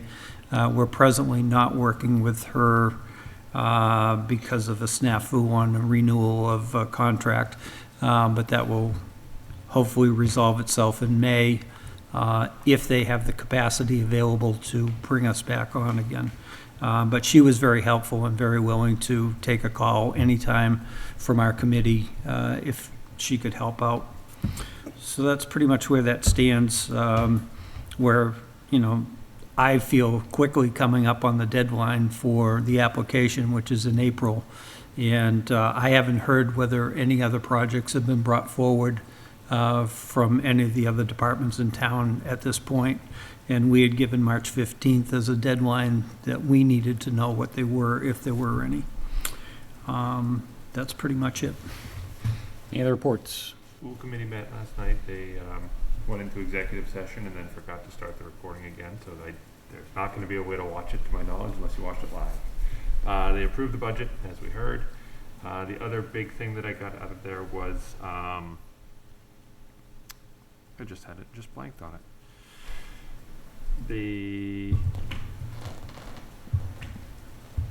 Well, that was the big one. Oh, they approved the removal of mitigations in school. So kids can go back to groups, teachers can move desks around as they like, and from what I understand, the plan is to kind of reassess it on an as-needed basis, but it started today. So it's going well. Okay. Any other reports?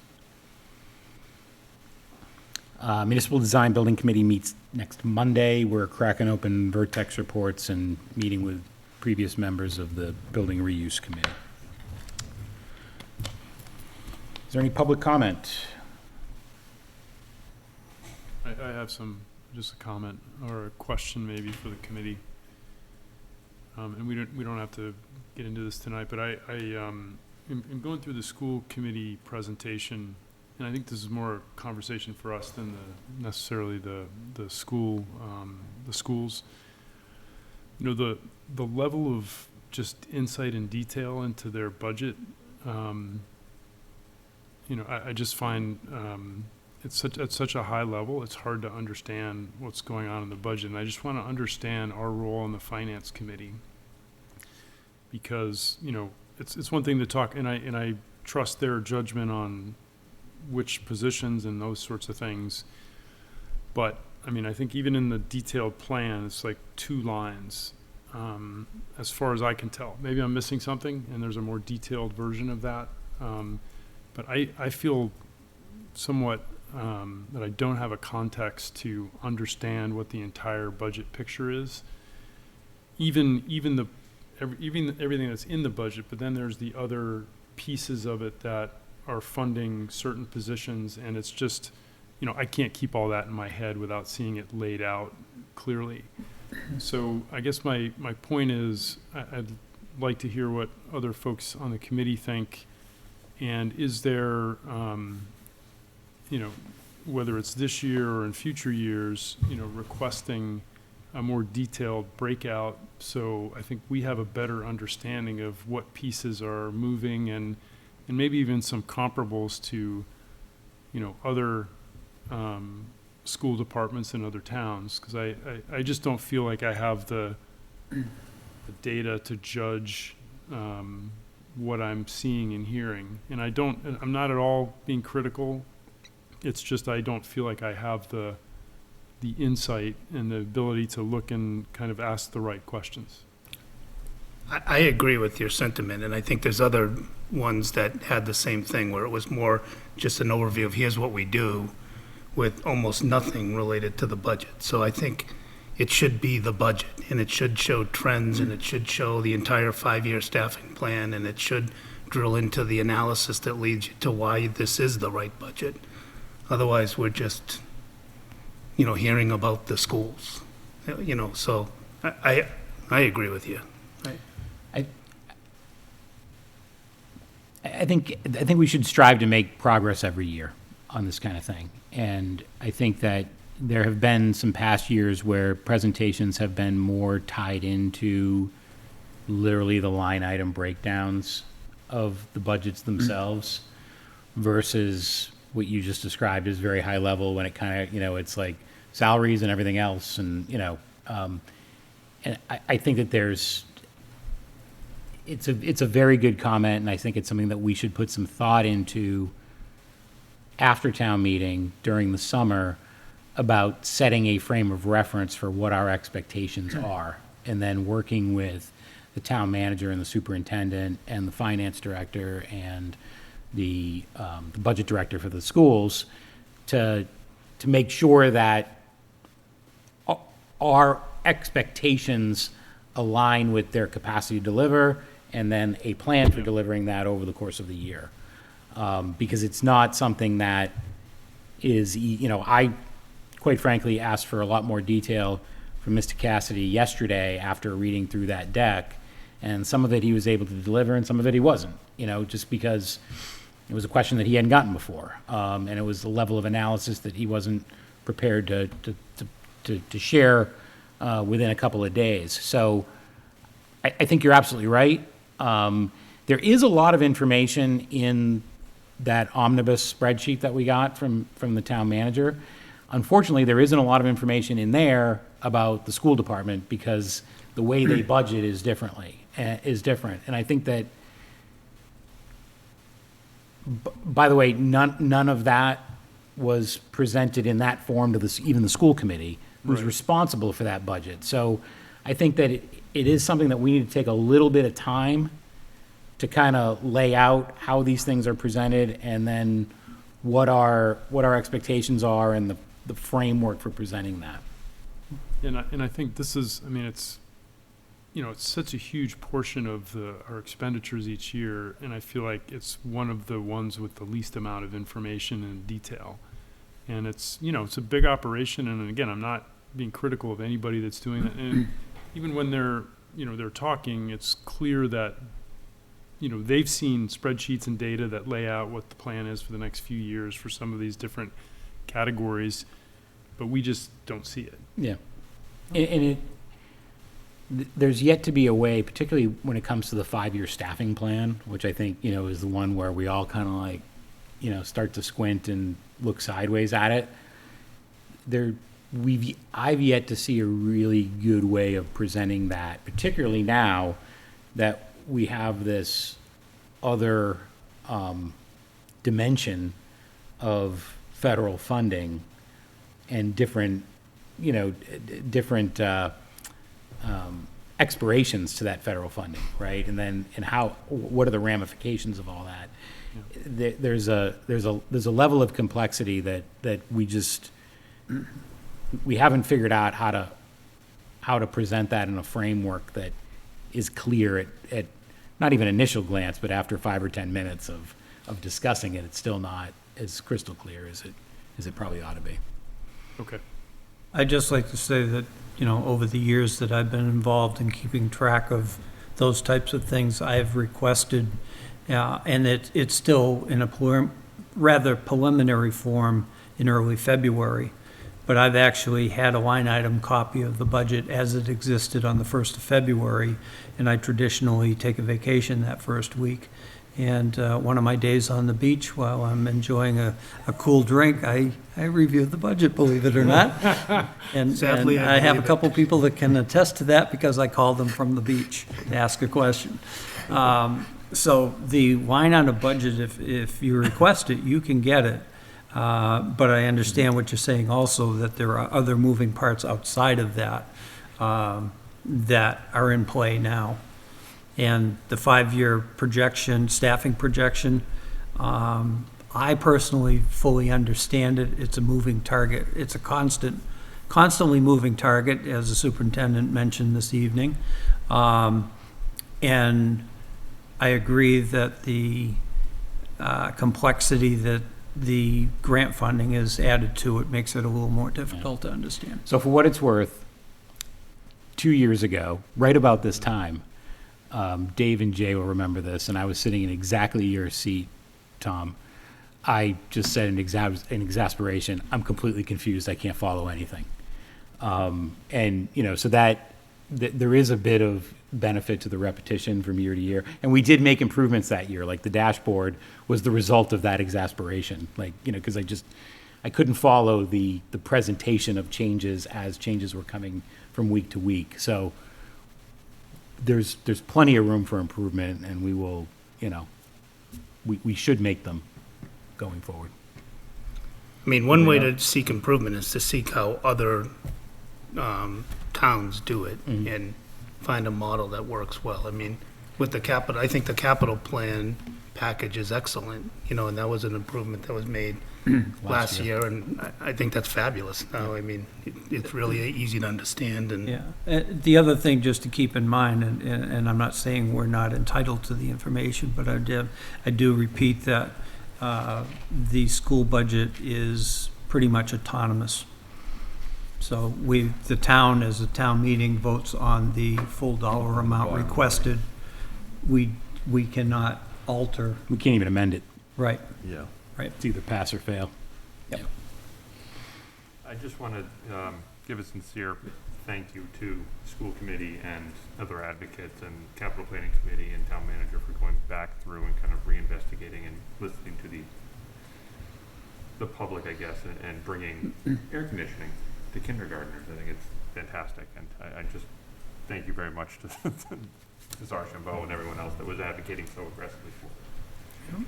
On that subject, just so you know, Peter, the conversation that I had with the superintendent just before the meeting started, she and I have been communicating back and forth because I've had a couple of small concerns with that project, and she's committed to dotting the i's and crossing the t's and having that whole project reviewed again by another engineer to make sure it's done properly. There are a couple of questions that could change the project, but it's too early to tell at this It's an point. electrical issue, right? Well, it's electrical, and it also turns out to be capacity of the units that they're presently intending to put in, All right. cooling capacity. Certainly can't engineer it here, so I'm glad you did that, and I'm looking forward to hearing with a greater degree of certainty that this is going to work.